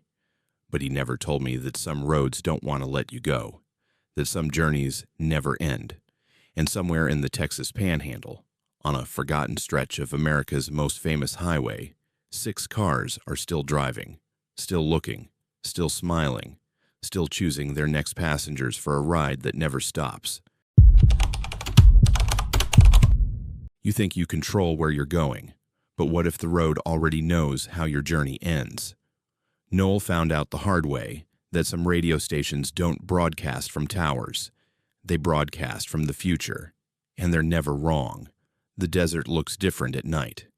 During the day, it's just empty. Brown dirt, scattered rocks, maybe a cactus or two breaking up the monotony. But after the sun goes down, the desert becomes something else entirely. It becomes a void, and driving through it feels less like traveling and more like floating through space, disconnected from anything real. That's what I was thinking as I drove US 50 through Nevada at 11 p.m. on a Tuesday in September. I'm a pharmaceutical sales rep covering the Western Territory.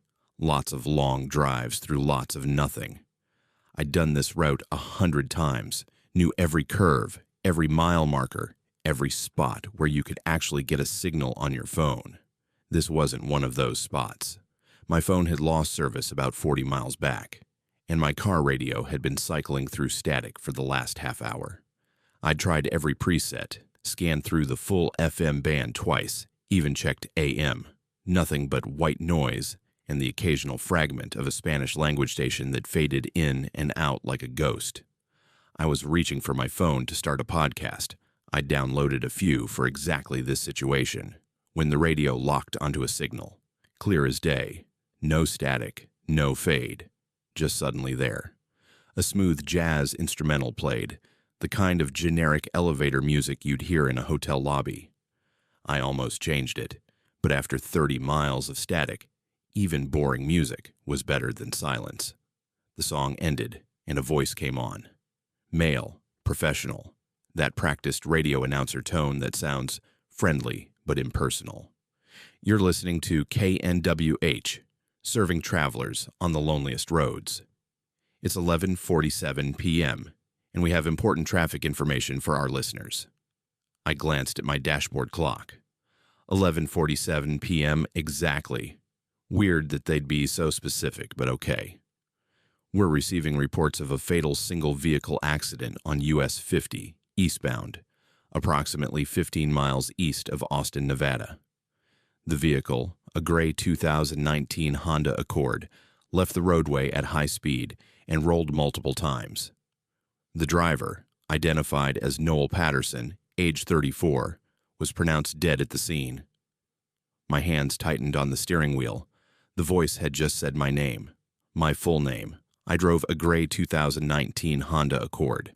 I was 34 years old, and according to the last mile marker I'd passed, I was 12 miles east of Austin, Nevada.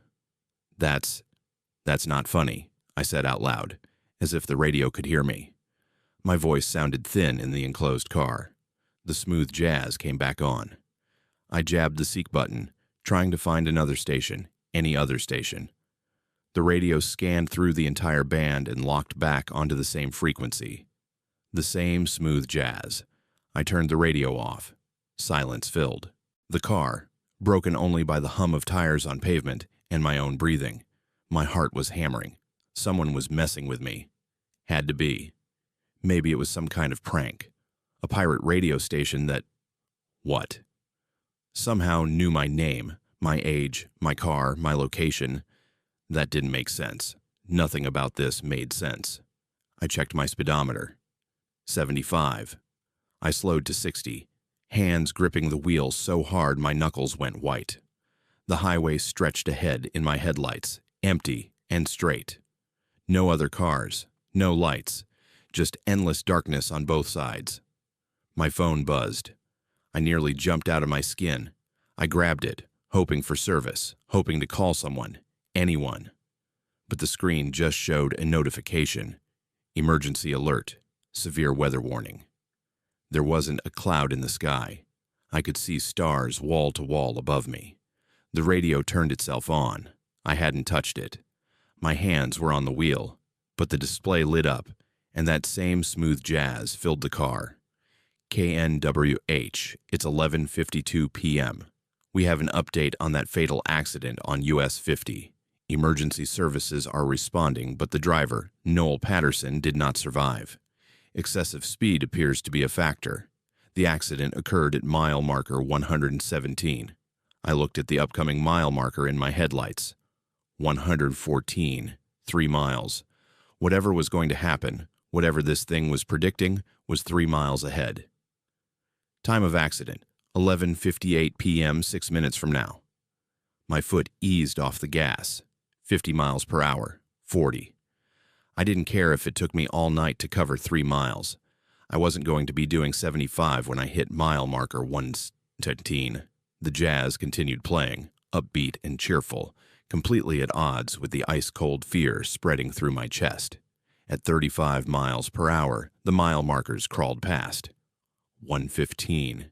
Every muscle in my body was tense, my eyes scanning the road ahead for anything, debris, an animal, another vehicle, anything that could cause an accident. The radio crackled. The DJ's voice returned, but this time it sounded different. Less professional, more urgent. Noel, you're not listening. You can't change this. The accident happens at 11:58. You need to accept it. No, I said firmly, as if arguing with a radio made any sense. I'm not going to crash. I'm driving carefully. I'm in control. You think you're in control? The voice almost sounded amused. Noel, we're not predicting the future. We're reporting it. It's already happened. You just haven't caught up to it yet. 1 mile to go. I slowed to 20 miles per hour. The radio started cycling through stations on its own, fragments of voices overlapping. Fatal accident. Victim identified as Noel Patterson, pronounced dead. Rolled multiple times. No survivors. 11:58 p.m. US 50, mile marker 117. Every station, even the ones that should have been playing music or talk shows, was broadcasting the same thing. My death, my accident, like every radio frequency in existence had aligned to deliver this one message. I considered stopping completely, just pulling over and waiting. But something told me that wouldn't help. Whatever this was, whatever was happening, it would find a way. The road had already decided. My dashboard clock read 11:57. Mile marker 117 appeared in my headlights. I was doing 15 miles per hour, barely moving, both hands on the wheel, eyes scanning every inch of visible road. Nothing. Just empty highway, painted lines, and darkness. 11:58. I held my breath. Nothing happened. 15 seconds. 30. 45. I was past mile marker 117 now, still crawling along at 15 miles per hour, but past it. The clock showed 11:59. Relief started to flood through me. I'd done it. I'd avoided whatever. Something darted across the road. I don't know what it was. Too fast to identify. A coyote, maybe, or a deer, some kind of animal. My instincts took over. I cranked the wheel hard to the left. Too hard. At 15 miles per hour, the swerve shouldn't have done anything. But the shoulder was soft sand, and when my left tires hit it, they sank. The car lurched. I overcorrected, jerking the wheel right. The back end started to slide. I was going 15 miles per hour, 15. But the car was rolling now, momentum carrying it over, and I was weightless, suspended by the seatbelt. And there was the horrible sound of metal crushing and glass shattering, and the world was spinning. Sky and ground trading places again and again. When it stopped, I was hanging upside down. The seatbelt dug into my chest and shoulder, holding me suspended. The windshield had shattered into a spider web of cracks. The roof was compressed, pushed down by the rolls. My ears were ringing. But I was alive. I was hurt. My shoulders screamed in pain. Blood was running down my forehead from somewhere. My leg was twisted at an angle that didn't feel right, but I was alive. The radio was still playing, still on. The display was cracked but glowing. KNWH, Midnight News Update. We're receiving new information about that fatal accident on US 50. Emergency crews have arrived at mile marker 117, where a gray 2019 Honda Accord left the roadway at 11:58 p.m. The driver, Noel Patterson, was initially believed to have died on impact. I fumbled with the seatbelt release, trying to position myself so I wouldn't fall on my head when it released. However, rescue teams report that Patterson survived the initial crash. He is currently trapped in the vehicle, upside down, injured but conscious. This couldn't be happening. The radio was describing my current situation in real time, except, unfortunately, the vehicle sustained damage to the fuel system during the rollover. Emergency responders are detecting gasoline leakage. They're attempting to extract Patterson, but I smelled it then. Gasoline. Strong and unmistakable. At 12:04 a.m., the vehicle ignited. Despite rescue efforts, Noel Patterson could not be extracted in time. He died from smoke, inhalation, and burns. Time of death, 12:07 a.m. No, I whispered. My hands were shaking as I fought with the seatbelt. No, that's not... I could see headlights in the distance.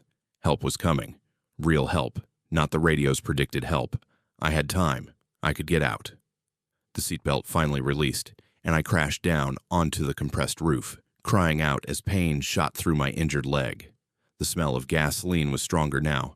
I tried the door, jammed. The window, shattered but too small to fit through with the roof so compressed.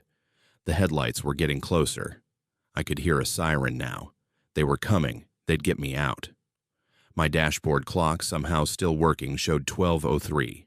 "Help!" I screamed, pounding on the door. "I'm in here. Help me!" The radio continued its calm broadcast.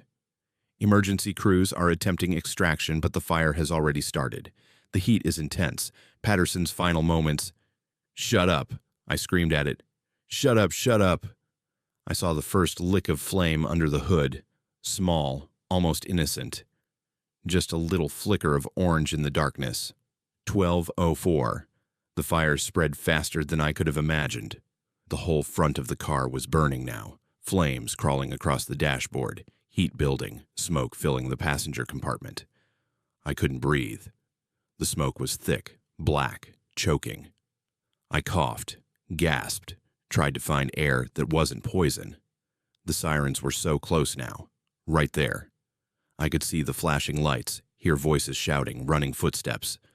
But the smoke was in my lungs, and I couldn't stop coughing, couldn't draw a clean breath. My vision was darkening at the edges. The heat was incredible. Noel Patterson could not be extracted.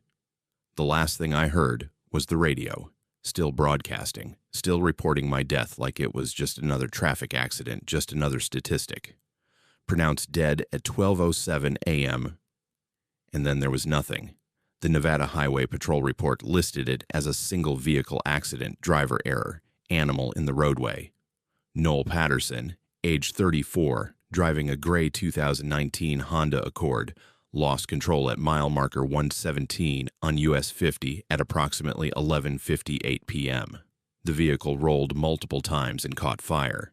Despite rapid response from emergency services, the driver could not be extracted before succumbing to smoke inhalation. The investigating officer noted one oddity in his report. When they finally extinguished the fire and examined the wreckage, the car's radio was still functioning, still broadcasting.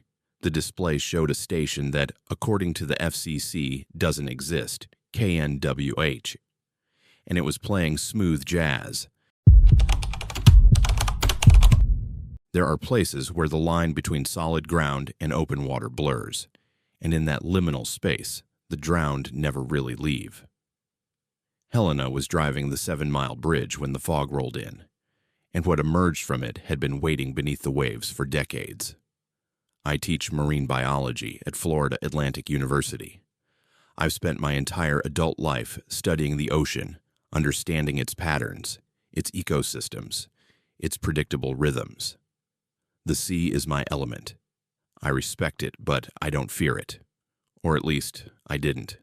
That was before the 7-Mile Bridge, before the fog, before I learned that some things in the ocean aren't part of any ecosystem I studied in graduate school.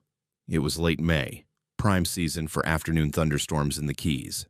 I was driving back to Key West from a research trip in Marathon, taking US 1 south like I'd done hundreds of times.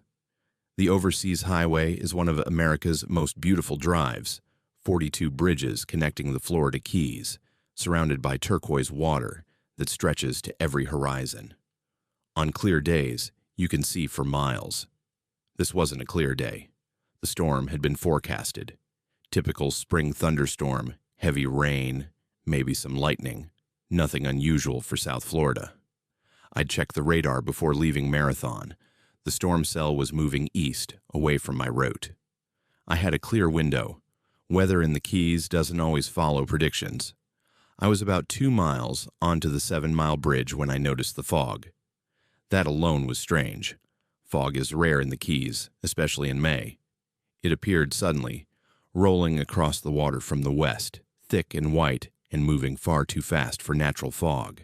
Within 30 seconds, visibility dropped to almost nothing. I could barely see the bridge railing on either side, couldn't see the water below at all. The world contracted to just my headlights cutting through white opacity and the yellow line on the pavement. I slowed to 20 miles per hour, hands tight on the wheel. Other drivers were doing the same. I could see taillights ahead of me, faint red glows in the fog. Behind me, more headlights, all of us reduced to a crawl on this narrow bridge suspended over the ocean. The bridge is 6.7 miles long. At 20 miles per hour, that's about 20 minutes. I remember thinking I just needed to be patient, stay calm, and I'd be through it soon. Then the car ahead of me stopped. Brake lights flared bright red, and I stopped too, maybe 30 feet behind them. The car behind me stopped. We all just stopped. Sitting there on the bridge, engines idling, surrounded by fog so thick it felt solid. I waited.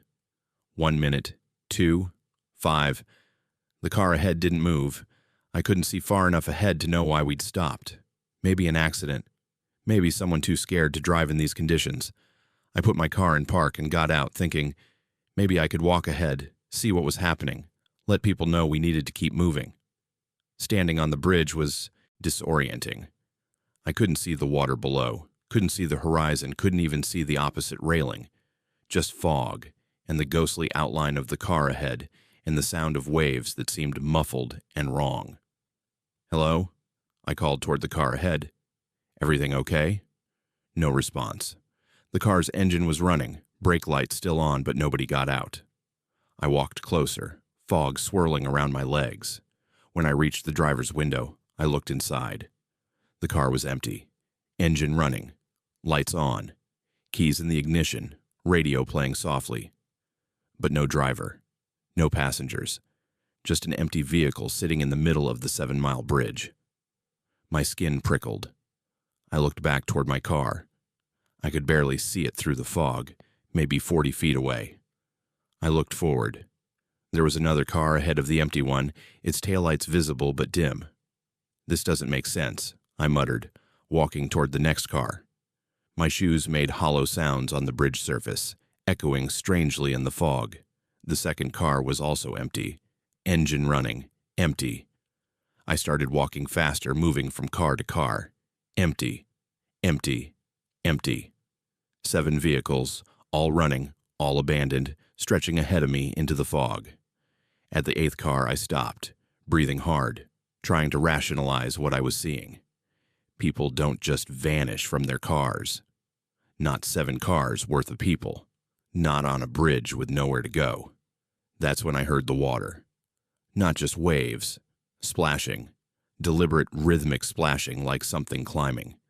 Coming from below, from the ocean I couldn't see through the fog. I backed toward my car, slowly at first, then faster. The splashing sound was spreading, coming from multiple points along the bridge.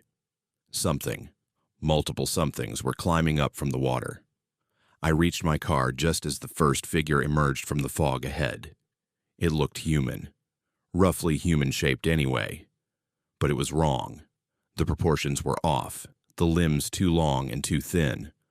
Water streamed from it constantly, pooling around its feet, and its skin, if that's what it was, had the pale, bloated look of something that had been underwater for a very long time. It turned its head toward me, with a motion that was too smooth, too fluid. No face. Just a blank expanse where features should have been, and a mouth that opened wider than any human mouth should open. I dove into my car, slamming the door, hitting the lock button.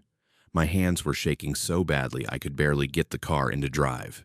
Through the windshield, I could see more figures emerging from the fog, dozens of them surrounding the abandoned cars, moving with that same too fluid motion. I cranked the wheel, trying to turn around on the narrow bridge. There wasn't enough room. I shifted to reverse, looking over my shoulder, and saw them behind me too. More figures, more water-slick shapes with blank faces, climbing up from the sides of the bridge, blocking the way back. One of them pressed its hands against my driver's window. The glass fogged instantly where it touched, and I could see the outline of too many fingers, too many joints. It opened its mouth, and water poured out, streaming down the window. I screamed, flooring the gas pedal. The car lurched forward, not caring about the abandoned vehicles anymore. I sideswiped the first empty car, metal grinding against metal. The second car I hit harder, my passenger mirror ripping off. The third one I barely clipped, my car fishtailing as I threaded between abandoned vehicles. The figures didn't chase me. They didn't need to. They just stood there, watching with their not faces, as I drove past. Behind me, I heard doors opening on the abandoned cars. The figures were getting inside, settling into the driver's seats. I didn't look back again. I just drove, weaving between empty cars, my own car taking damage I didn't care about. The fog seemed to thicken, pressing against my windshield like something alive. Then suddenly, impossibly, I saw it. The end of the bridge. The fog thinned, and there was solid land ahead, the southern terminus of the 7-mile bridge. I gunned the engine, my damaged car rattling and groaning, and burst out of the fog into clear, late afternoon sunshine. I didn't stop until I reached Key West proper, pulling into the first gas station I saw. My car was a mess. Scraped paint, dented panels, missing mirror. I was shaking so hard I could barely stand when I got out. I called 911, told them there were abandoned cars on the 7-mile bridge, people missing, something in the fog. The dispatcher was patient, professional. She said they'd send units to investigate. She asked if I needed medical attention. I said no, I just needed to report what I'd seen. Florida Highway Patrol found nothing. No abandoned cars. No fog. The weather was clear across the Keys. No missing persons reports. My car damage was real, but I was the only driver who reported any incident on the bridge that day. They thought I'd had some kind of episode. Heat exhaustion, maybe. Dehydration. They suggested I see a doctor. I did research instead. I found the stories. The ones that aren't in official records. The ones that circulate among locals who've lived in the Keys for generations. The 7-mile bridge was completed in 1982. But before that, there was the old bridge, the one built in the 1930s. During construction, workers died. Dozens of them, in hurricanes and accidents and mysterious disappearances. They fell into the water, and many bodies were never recovered. And before that, before any bridges, there were shipwrecks. Hundreds of them over centuries. The straits around the Keys are a graveyard of wooden ships and the sailors who went down with them. The locals have a name for the fog that occasionally rolls across the bridge, the retrieval. They say it comes when the water wants something back, when the drowned ones get hungry for company. They say the fog takes people, pulls them into the water, adds them to the collection of the lost. And sometimes, on foggy days, drivers see figures standing on the bridge, wet, pale figures that stare at passing cars with faces that aren't quite faces anymore. I found forum posts, blog entries, Reddit threads, all describing similar experiences. Fog on the 7-Mile Bridge, abandoned cars, figures climbing from the water. Most of the posts are incomplete, cut off mid-sentence. Some are years old. A few are just cries for help that were never answered. One post, dated 3 years ago, stuck with me. They're outside my car. They're trying to get in. The doors are locking and unlocking on their own. If anyone reads this, tell my family I love them. Tell them I'm sorry I drove through the fog. Tell them the post ends there. The user never posted again. I don't drive the overseas highway anymore. There are ferries, small planes, other ways to move between the Keys and mainland Florida. It takes longer, costs more, but I don't care. Because here's what I can't stop thinking about. Those abandoned cars I saw, they were real. I hit them. I have the damage to prove it. But the police said the bridge was clear. So where did those cars go? And more importantly, where are the people who were driving them? I think they're still there, in whatever space the fog creates. I think the figures took them down into the water, down to join all the others who've drowned in these straits over the centuries. I think they're waiting there, in the depths beneath the 7-Mile Bridge, for the next time the fog rolls in. And sometimes, late at night, I get messages from numbers I don't recognize. Text messages with no words, just videos. Dark videos shot from underwater, showing the barnacle-covered supports of the 7-Mile Bridge. In those videos, if I watch closely, though I try not to, I can sometimes see shapes moving in the murky water. Dozens of them, maybe hundreds, all waiting for the fog, all waiting for their turn to climb back up. I deleted my number from every public directory. I changed my locks. I moved away from the coast, but the videos still come. And each one shows the camera moving a little bit closer to the surface, like something down there is slowly making its way up, like the fog isn't the only way they can reach us anymore. I'm not a marine biologist anymore. I can't study the ocean when I'm terrified of what might be studying me back. But I do one thing now. I monitor weather patterns in the Keys, and whenever fog is reported on the 7-Mile Bridge, I check the news the next day. There are always missing person reports. Always people who were last seen driving south on US 1. Always families wondering where their loved ones went. The ocean keeps its secrets well. But now I know one of them.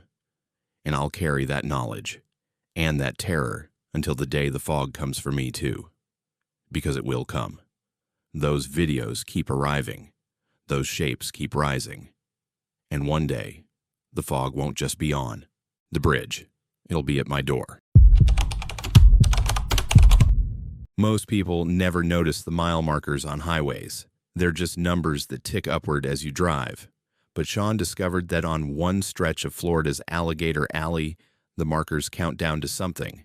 And when you reach 0, you become part of the road forever. I drive for a living. Long-haul trucking, independent contractor, 48 states and counting. I've seen every kind of highway America has to offer. Mountain passes that test your brakes. Desert straightaways, where you can see tomorrow. Congested urban nightmares where you move 10 feet in an hour. I thought I'd seen everything. Then I drove Alligator Alley at night, and I learned that some roads don't just take you from point A to point B. Some roads take you somewhere else entirely. Alligator Alley is the nickname for Interstate 705, as it cuts across southern Florida through the Everglades. It's 78 miles of arrow straight highway through swampland, with nothing on either side but saw grass, black water, and whatever lives in it. During the day, it's boring. 2 lanes in each direction, rest stops every 30 miles or so, the occasional wildlife crossing sign warning about panthers. At night, it's different. The darkness out there is absolute. Your headlights show the road ahead, but beyond the shoulder, there's just void. No lights from houses or towns, no ambient glow from civilization, just the highway and the swamp and whatever makes those sounds you hear through the cracked window. I entered the alley around 11 p.m. on a Thursday in August, heading west from Fort Lauderdale toward Naples. Empty trailer, just trying to get to my next pickup. The radio was playing classic rock. I had a full thermos of coffee, and I was planning to make good time on this straight, empty stretch. Mile marker 80 passed on my right. Then 79. Then 78. Normal countdown, standard highway markers showing distance to the next major junction. I'd driven this road a dozen times before. At mile marker 65, something felt wrong. I couldn't put my finger on it at first. The road looked the same, felt the same, but there was a quality to the darkness that seemed deeper. The headlights weren't reaching as far. And the mile markers, I could swear they were passing faster than they should. Mile 64, mile 63, mile 62. I glanced at my speedometer. 70 miles per hour, cruise control engaged. The markers should be passing about every 50 seconds. But they seemed to be coming every 30 seconds, every 20. Mile 57, mile 56, mile 55. What the hell? I muttered, checking my speedometer again. Still 70. But the markers were accelerating, flying past now. Mile 50, mile 48, mile 45. They were skipping numbers. That wasn't possible. Mile markers don't skip. They're sequential, measured, precise. But I watched 45 blur past, and then 42, and then 38. I eased off the cruise control, slowing down. Maybe if I drove slower, the markers would normalize. At 50 miles per hour, they should pass every 72 seconds. Plenty of time to see each one. Mile 35, mile 32, mile 28. Faster. They were passing faster even though I was slowing down. I looked for other cars, other trucks, anyone else who might be experiencing this. The road was empty. 4 lanes of pristine asphalt with nothing on them but me and my rig. Mile 20. My radio cut to static. The rock station disappeared, replaced by white noise. I jabbed the seek button, but it just cycled through static on every frequency. Mile 15. The road ahead looked different now. The paint on the lane markers seemed fresher, brighter. The asphalt looked newer, less worn, like I was driving backward through time, watching the highway de-age. Mile 10. I could see something ahead now, not on the road, beside it. Vehicles parked on the shoulder. As I got closer, I could make out details. A car, a pickup truck, a motorcycle. All of them looked abandoned, doors open, lights off. Mile 8. More vehicles, dozens of them now, lining both shoulders of the highway. Cars, trucks, SUVs, even another semi like mine, all empty, all abandoned. Some looked decades old, others brand new. A museum of vehicles stretching into the darkness. Mile 5. I hit the brakes, ready to stop, ready to turn around somehow. But my truck didn't slow. The brake pedal went to the floor with no resistance, like it wasn't connected to anything. My speed held steady at 50 miles per hour, the engine pulling me forward, regardless of what I did. Mile 3. I tried the emergency brake. Nothing. I turned the key, trying to kill the engine. The key turned freely, but the engine kept running. My hands were shaking on the wheel, and I realized the wheel wasn't responding either. The truck was driving itself, keeping perfect alignment in the lane, maintaining constant speed. Mile 2. The vehicles on the shoulder were closer together now, packed tight. I could see personal belongings scattered around them. Suitcases, backpacks, children's toys, signs of lives interrupted, journeys abandoned. And then I saw the people. They stood among the vehicles, dozens of them, maybe hundreds. Motionless figures watching my truck pass. They wore different clothes. Modern t-shirts, 1990s fashion, 1970s styles, even older. A timeline of travelers who'd stopped here, or been stopped. Mile 1. My headlights illuminated something ahead. Not vehicles this time. A figure standing in the middle of my lane, directly in my path. I braced for impact, but the truck stopped on its own, engine still running, headlights pinning the figure in harsh white light. It was a man. Or had been a man once. He wore a Florida Highway Patrol uniform that looked ancient, 1950s maybe, based on the style. His skin was gray, His eyes empty black holes. When he opened his mouth, water poured out. Dark, brackish swamp water that pooled at his feet. He raised one hand, palm out. Stop. Then he pointed to the shoulder. Pull over. I shook my head frantically. No. No, I'm not stopping. I'm going through. His mouth moved, more water spilling out, and a voice came.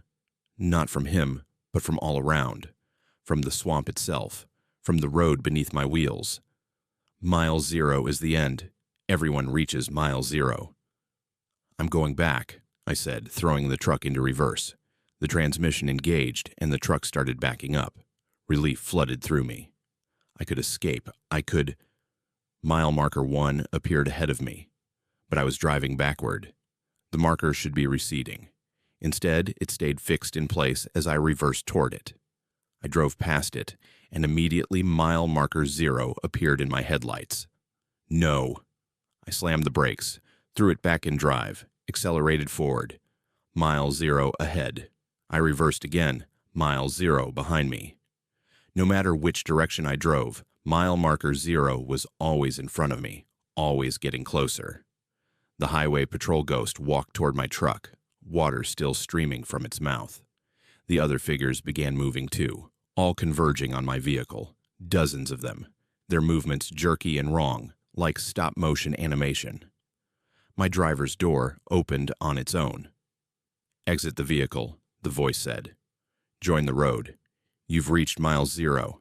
Everyone reaches mile 0 eventually. I grabbed the door handle, trying to pull it shut, but my hand passed through the handle like it wasn't there, like I wasn't there. I looked at my hand. I could see through it, transparent, fading, becoming as insubstantial as fog. No, I whispered. This isn't real. This is just a road, just a highway. This is where the road ends, the voice said. Where all roads end. The journey is over. Step out. Join us. Wait for the next one. The figures surrounded my truck now. I could see their faces, or what remained of their faces. Waterlogged, decomposed, ancient, and new. All of them staring at me with those empty eyes. All of them waiting for me to join them. My body was moving on its own, muscles responding to something other than my will. I stood, one foot on the seat, preparing to step down. The swamp air rushed in through the open door, humid and fetid, smelling of rot and stagnant water. I was going to die here, become one of them, stand on this highway forever, waiting for the next vehicle to reach mile 0. But something in me, call it stubbornness, call it stupidity, call it whatever you want, refused. I wasn't ready to be done. This journey wasn't over. With everything I had, I threw myself backward, away from the door, deeper into the cab. My hand, still partially transparent, found the CB radio handset. I keyed it and screamed, "Mayday, Alligator Alley, mile 0, someone help me," static answered. But then through the static, a voice. "Read you, driver. What's your 20? Another truck. Another driver. Someone real, someone alive, someone still on the normal road. "Mile 0, I screamed. "The markers are counting down. It's taking me." "Brother, there is no mile 0, the voice said, confused but concerned. "Mile markers don't go to 0. Stay calm. Where are you?" "I'm at mile 0. "That doesn't exist. The lowest marker on the alley is mile 23, western terminus. You can't be at 0. It's not possible." Not possible. The words echoed in my head. Not possible. Mile 0 doesn't exist. Can't exist. The highway doesn't work that way. I looked at the ghost trooper. "You don't exist," I said. "Mile 0 doesn't exist. This isn't real." His empty eyes widened. The other figures stopped moving. "I'm at mile 23, I said, forcing the words out. "Western terminus. That's where I am. Not mile 0. Mile 23. The road shifted. Reality bent, twisted, and suddenly I was moving again. Not at 50 miles per hour, but backward. Fast. Like a video rewinding. The figures blurred past. The abandoned vehicles vanished. The mile markers flew by in reverse. 1, 2, 5, 8, 15:23. Mile marker 23 appeared, solid and real. Beyond it, the lights of Naples glowed on the horizon. Real lights, real city, real world. My truck was moving normally again. I had control. My hands were solid, flesh and bone, no transparency. The CB crackled. "You still there, driver?" "Yeah," I gasped. "Yeah, I'm here. Mile 23, I'm okay." "Good to hear it. Thought we lost you for a second there. Drive safe, brother." I drove off the alley at the Naples exit and didn't stop until I found a truck stop with bright lights, and people, and noise, and life. I sat in the cab shaking for an hour before I could move. I still drive for a living, still cross the country, but I don't take Alligator Alley anymore. I go around, north through Gainesville, adding 3 hours to my route. I don't care, because I've seen mile 0, and I know that some people are still there, trapped at a marker that doesn't exist, waiting on a stretch of road that exists outside normal space, waiting for the next driver to reach the end. And sometimes, late at night, on empty highways, I watch the mile markers carefully, making sure they count in the right direction, making sure they don't skip numbers, making sure I never see that countdown again. 'Cause once you've been to mile 0, part of you never really leaves, and the road never forgets. Every abandoned place has a reason it was abandoned, but some places refuse to stay empty. Rowan and his friends thought they were exploring a ghost town in Colorado's San Juan Mountains, until they realized the town was exploring them right back. Urban exploration was supposed to be my hobby, not my nightmare. I'm a graphic designer from Denver, 29 years old, and I spend most of my life behind a computer screen. On weekends, I'd take my camera and explore abandoned buildings, old factories, closed hospitals, forgotten towns. There's something beautiful about decay, about nature reclaiming what humans left behind. Photography of these places had become popular online, and I was building a decent following. That's why I jumped at the chance when my buddy Clark messaged me about Silver Point, an abandoned mining town high in the San Juan Mountains, barely accessible, untouched by other explorers. He'd found references to it in old mining records from the 1890s. The town had been evacuated in 1952 after a mine collapse killed 17 workers, and nobody had lived there since. 4 of us made the trip: me, Clark, his girlfriend Maya, and my friend Reagan, who did landscape photography. We left Denver on a Saturday morning in late September, driving Clark's SUV up increasingly narrow mountain roads until we finally reached the overgrown track that led to Silver Point. The town appeared suddenly as we crested a ridge, maybe 30 buildings clustered in a narrow valley, surrounded by mountain peaks already dusted with early snow. The structures were remarkably intact. A general store, a saloon, houses with porches, even a small church with a crooked steeple. Everything was wood and stone, weathered by decades but still standing. "This is perfect," Reagan said, already pulling out her camera. "The light is incredible." It was. Late afternoon sun cast long shadows, giving everything a golden glow. We parked at the edge of town and started exploring, cameras in hand. The silence was absolute. No birds, no wind, just our footsteps on old wooden boardwalks and our voices echoing off empty buildings. The general store still had items on the shelves. Canned goods rusted beyond recognition, broken jars, faded fabric.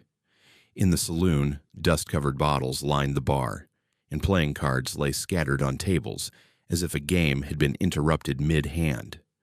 The houses were the most unsettling, beds still made, dishes in sinks, children's toys left on floors.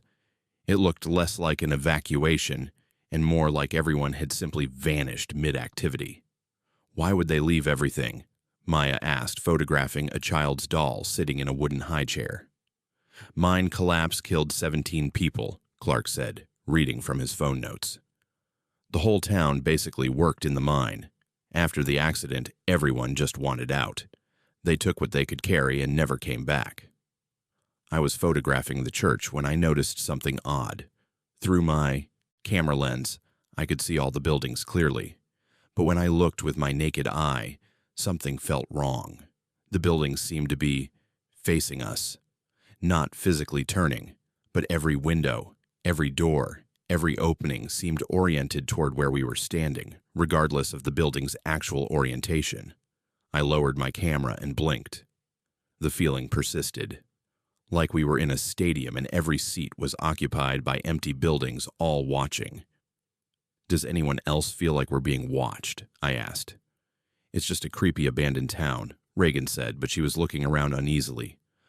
"Old places always feel like that." We continued exploring, but the feeling intensified.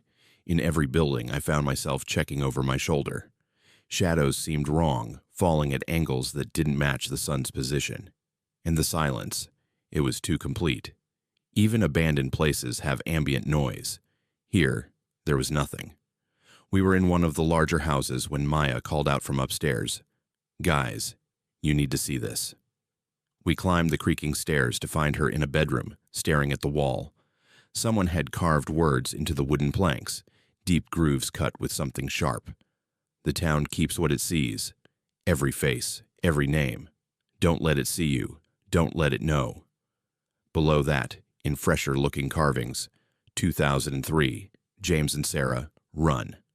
And below that, 2011, Martinez Group, it knows. And below that, dated just last year, 2024, if you're reading this, leave now. "Okay, that's creepy as hell," Clark said. "Probably just other urban explorers trying to scare people." "All of them?" I pointed to the dates. "Spanning 20 years. And look." I touched the most recent carving. It was deep, desperate. The wood splintered around the letters like someone had carved it in a panic. "We should go," Reagan said quietly. "This doesn't feel right." We headed back downstairs, but something had changed. The front door, which we'd left open, was closed. Clark tried the handle, locked, from the outside. "That's impossible," he said, trying it again. "These old doors don't even have locks that work." He put his shoulder to it. The door didn't budge. It was like pushing against stone. "Back door," I said, and we moved through the house. The back door was also closed, also locked. Every window we tried, locked, or stuck so firmly they wouldn't move. "This isn't funny," Maya called out. "If someone's messing with us—" "There's no one here," Reagan said. "We would have heard them, seen them." I pulled out my phone to call for help. No signal.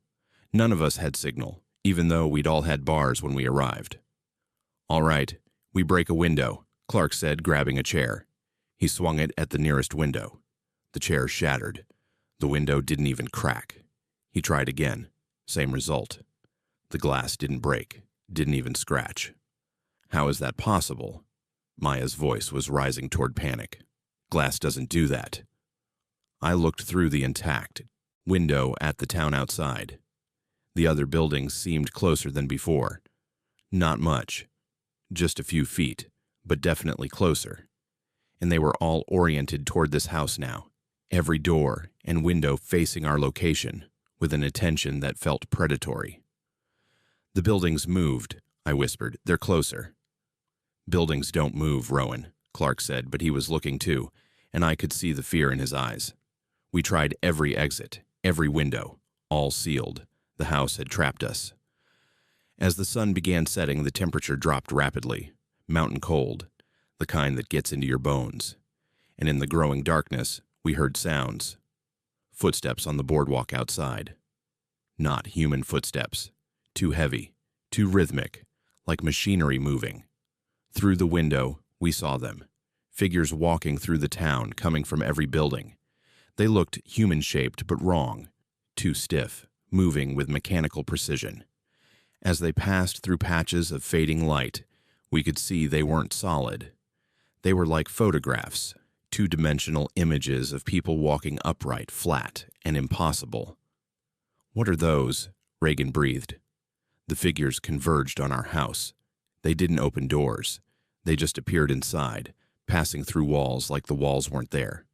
Flat, sepia-toned images of miners in work clothes, women in old-fashioned dresses, children in period clothing, all of them walking toward us with that same mechanical gait. We backed into a corner, pressed together, as the figures filled the room. They surrounded us, their two-dimensional forms somehow occupying three-dimensional space. And then they stopped, arranged in a circle around us, all facing inward. I could see their faces now, or where faces should be. Each figure had a face, but the features were wrong. Too many eyes or mouths in wrong places, or faces that seemed to be made of other faces layered on top of each other. They're everyone who ever visited, I realized. Everyone who came here and got trapped. The town copied them, added them to itself. One figure stepped forward, or rather slid forward, moving without walking. It raised a flat, photograph-like hand and touched Maya's face. She screamed as her features began to flatten. Her face became two-dimensional, sepia-toned, like an old photograph. The effect spread down her neck, across her shoulders. No. Clark grabbed her, trying to pull her away, but when he touched her, his hand began flattening too. The effect was spreading through contact, turning them both into photographs. Reagan and I ran, pushing through the two-dimensional figures. They felt like pushing through heavy curtains. We made it upstairs, into the bedroom with the warnings. Maya and Clark's screams followed us, then cut off abruptly. "We have to get out," Reagan gasped, "before it takes us too." I looked at the carvings again. "Don't let it see you. Don't let it know." I pulled out my camera, checking the photos I'd taken. In every single image, no matter where I'd pointed the lens, our reflections appeared. In windows, in metal surfaces, in water. The town had been capturing us, copying us, learning us. "The cameras," I said. "It sees through cameras, through lenses. It was studying us the whole time." The two-dimensional figures were climbing the stairs now, that mechanical rhythm getting closer. I grabbed Reagan's camera and mine, opened the window, which suddenly opened easily like it wanted us to try, and threw both cameras out as far as I could. The figures stopped, turned toward where the cameras landed, and as one, they flowed out of the house, through the walls, converging on the cameras. "Run!" I grabbed Reagan's hand and we bolted down the stairs. The front door stood open now. We ran through it, across the boardwalk toward the SUV. Behind us, the figures were clustering around the cameras, pulling them apart, examining them. We reached the SUV. Clark had left the keys in the ignition. I drove, tires spinning on the dirt track, not looking back, not stopping until we were on paved roads again, miles away. We called the police from the nearest town. They sent officers to investigate, but they found nothing. No abandoned town, no buildings, just an empty valley with some old foundation stones. They thought we'd gotten lost, maybe experienced altitude sickness. Maya and Clark never came back. They're officially missing. But I know where they are. They're in Silver Point, part of the collection now, two-dimensional ghosts walking mechanical patterns through streets that exist just outside normal reality. Reagan and I destroyed every photo we'd taken, smashed our cameras, and never did urban exploration again. Because we learned something. Some abandoned places aren't empty. They're full of everyone who came before. Everyone who let the place see them, know them, copy them. And somewhere in the San Juan Mountains, Silver Point is still there, still watching, still adding to its collection. Waiting for the next explorer with a camera who thinks abandoned means safe. It doesn't mean safe. It just means the residents are no longer human. Sometimes shelter from a storm is worse than facing the elements, and sometimes the safe haven you find has been waiting specifically for you. Kane pulled into the Desert Rose Motel, thinking he'd found refuge. He had no idea he was walking into a collection that had been growing for 70 years. The sandstorm came out of nowhere. One minute I was cruising down Route 70 through the New Mexico desert with clear skies. The next minute the world turned brown and visibility dropped to zero. I'm talking total whiteout, or brownout, I guess, where you can't see your own hood ornament. The wind was shoving my car sideways, sand pelting the windows like buckshot.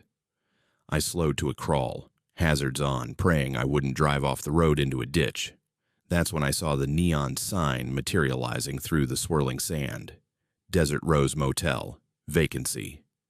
The word vacancy flickered pink and promising through the storm. I didn't hesitate. I cranked the wheel right, following the barely visible driveway to a parking lot. The motel was straight out of the 1950s. Single-story, L-shaped building with individual room doors, painted turquoise, gravel lot, an office with a buzzing neon sign. Through the sand haze, it looked like a mirage, but it was solid and real. I parked as close to the office as possible and made a run for it, sand stinging every exposed inch of skin. The office door had a cheerful bell that chimed when I entered, and the sudden silence was jarring. Inside was clean, climate-controlled, perfectly preserved mid-century decor. Behind the desk sat a man in his 60s, wearing a short-sleeve button-up shirt and a name tag that just said, Manager. "Rough storm out there," he said, smiling warmly. "You're lucky you found us. This one's supposed to last hours, maybe all night." "Yeah, I couldn't see anything," I said, brushing sand from my hair. "You have rooms available." "Oh yes, always have room." His smile widened slightly. "We never turn travelers away, especially in weather like this.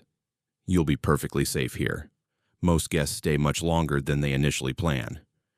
Something about the way he said that last part made my skin prickle, but I chalked it up to exhaustion and stress. I filled out the registration card, Kane Holloway, age 34, Denver, Colorado, and he handed me a key. An actual metal key on a turquoise plastic fob with 237 embossed in gold. "Room 237, around the corner to your right. Breakfast is complimentary, though we're not quite sure when morning will be yet." He chuckled at his own joke. "The storm, you know. Time gets a bit flexible during these big ones." I thanked him and headed back into the storm, counting door numbers. 235, 236, 237. I unlocked the door and stepped into a time capsule. The room was immaculate. Double bed with a turquoise bedspread, rotary phone on the nightstand, wood-paneled walls, a boxy television that had to be from the 1970s. Everything was clean, pristine even, like it had been frozen in time. I locked the door, cranked the AC, and collapsed on the bed. The mattress was surprisingly comfortable. Through the window, I could see nothing but brown storm. My phone showed no signal, which didn't surprise me out here. I'd wait out the storm, sleep a few hours, and be on my way in the morning. I must have dozed off because I woke to complete silence. Not just quiet, absolute silence. No storm sounds, no wind, no AC hum, even though the unit was still running. I checked my phone, 11:47 p.m. I'd been asleep for 3 hours. The silence was oppressive, unnatural. I got up and looked out the window. The storm had stopped, but darkness was complete. No stars, no moon, no ambient light, just black. I couldn't even see the other motel rooms, and they were maybe 15 feet away. The rotary phone rang. The sound was shockingly loud in the silence. I stared at it for 3 rings before answering. "Hello? Mr. Holloway, this is the front desk." The manager's voice, still friendly. "Just checking that you're comfortable in room 237. Is everything satisfactory?" "Yeah, it's fine. Has the storm passed?" "In a manner of speaking. Would you like to extend your stay? Most of our guests find one night isn't quite enough." "No. I'll be leaving in the morning. Thanks, though." A pause. "Of course. Though I should mention, morning is somewhat relative here. You're guest number 237, Mr. Holloway. A significant number. You might find leaving more complicated than you expect." "What does that mean?" "Just that the Desert Rose takes care of its guests. All of them. Forever." He hung up. I stood holding the dead phone, my heart hammering. Guest number 237. I looked at the key fob. 237. I was in room 237. Guest number 237. I threw the phone down and tried the door. Locked. From the outside. The handle turned uselessly. I yanked harder. Nothing. I tried the window. Sealed, wouldn't budge. The glass didn't even rattle in the frame. Okay, not panicking, I muttered, which is what you say right before you start panicking. I grabbed the desk chair and swung it at the window. The chair shattered into pieces. The window didn't crack. I tried the phone again. Dead. My cell phone still showed no signal. I was trapped. That's when I noticed the guest book on the nightstand. I'd missed it earlier. Burgundy leather, embossed with Desert Rose Motel guest registry in gold. I opened it with shaking hands. The first entry was dated July 15th, 1955. Name, Robert Henderson. Room, 1. A brief note in neat handwriting. Wonderful hospitality. Will stay longer than planned. The entries continued chronologically. Different names, different rooms, different dates spanning decades, but they all had similar notes. Extended my stay. Decided to remain. No reason to leave. I flipped faster, watching the dates progress. 1960s, 1970s, 1980s. Each entry a different person, a different room number that matched their guest number. Entry 50 was in room 50. Entry 143 was in room 143. The last entry before mine was number 236, dated 3 weeks ago. Marcus Chen, room 236. Storm brought me here. Can't seem to find the exit. My hands were trembling as I flipped to the next page. There, in handwriting, I recognized as my own even though I hadn't written it. Kane Holloway, room 237. Guest number 237. Below it, blank space for a note I hadn't written yet. I threw the book across the room. This was insane. I'd walked in here 2 hours ago. I'd registered, got a key, came to my room. But according to this book, I was already part of the collection. I pounded on the door. Let me out. This isn't funny. I want to leave. No response. I pounded harder, shouting until my voice went hoarse. Then I heard footsteps outside. Not one set, many, dozens, all walking past my door in perfect rhythm, like a march. I pressed my eye to the peephole. People, hundreds of people, walking past my door in a continuous line. They wore clothes from different eras, 1950s suits, 1970s bell-bottoms, 1990s grunge, modern athleisure, all ages, all types. And they were all staring straight ahead with empty expressions, walking in endless circuit past the rooms. I recognized one face, an older man in 1970s attire. I grabbed the guest book and flipped through it until I found him. Entry 143. Frank Morrison, 1978. He'd checked in during a dust storm and decided to stay indefinitely. They were all still here.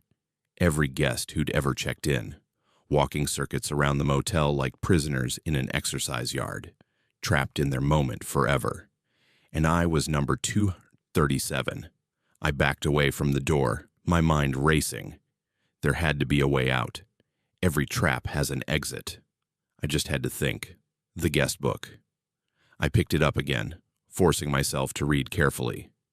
Each entry had a room number matching their guest number. But the motel was L-shaped, maybe 40 rooms maximum. How could there be 237 rooms? I opened the door to the bathroom and froze. Behind where the bathroom should be was another door, painted turquoise, with a brass number, 238. Beyond it, visible through a window that shouldn't exist, was another room. And another. And another. The motel extended infinitely inward, rooms upon rooms upon rooms, each one containing a guest who could never leave. The motel was collecting people, one at a time, year after year, decade after decade, storing them in impossible rooms, in impossible space. I looked at my registration card still in my pocket. Kane Holloway, age 34, Denver, Colorado. The manager had all my information. The motel knew who I was, where I was from. It had claimed me, unless I could unclaim myself. I grabbed a pen from the desk and opened the guest book to my entry. The notes section was still blank, waiting for my acceptance. I wrote, Kane Holloway, room 237, checked out. The room shuddered. The lights flickered. Outside, the marching footsteps stopped. I wrote more. This guest declined to stay. This guest rejects the collection. This guest is leaving. The door rattled. I tried the handle. It turned. I yanked it open and ran into chaos. The endless marching guests had stopped and were turning toward me, their empty expressions shifting to something else. Confusion. Hope. Anger. The manager stood in the parking lot, his friendly expression gone. "You can't check out, Mr. Holloway.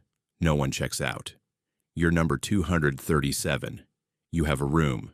You're part of the collection." "I reject the collection," I shouted, holding up my registration card. I tore it in half. "I was never here. I never checked in. I drove past this place. You signed the registry. You took the key. You accepted the room. I was coerced by weather. The contract is void." I was making this up, but it felt right. I didn't agree to stay forever. No reasonable person would. The terms weren't disclosed. The motel shimmered. The manager's smile became forced, painful. "Every contract has terms, Mr. Holloway. Show me where I agreed to permanent residency. Show me that clause." He couldn't. The registration card I'd filled out just asked for standard information. There was no mention of duration, no fine print about never leaving. The motel shuddered again. Cracks appeared in the office wall. Several of the marching guests collapsed, becoming translucent, fading. "You're breaking it," the manager hissed.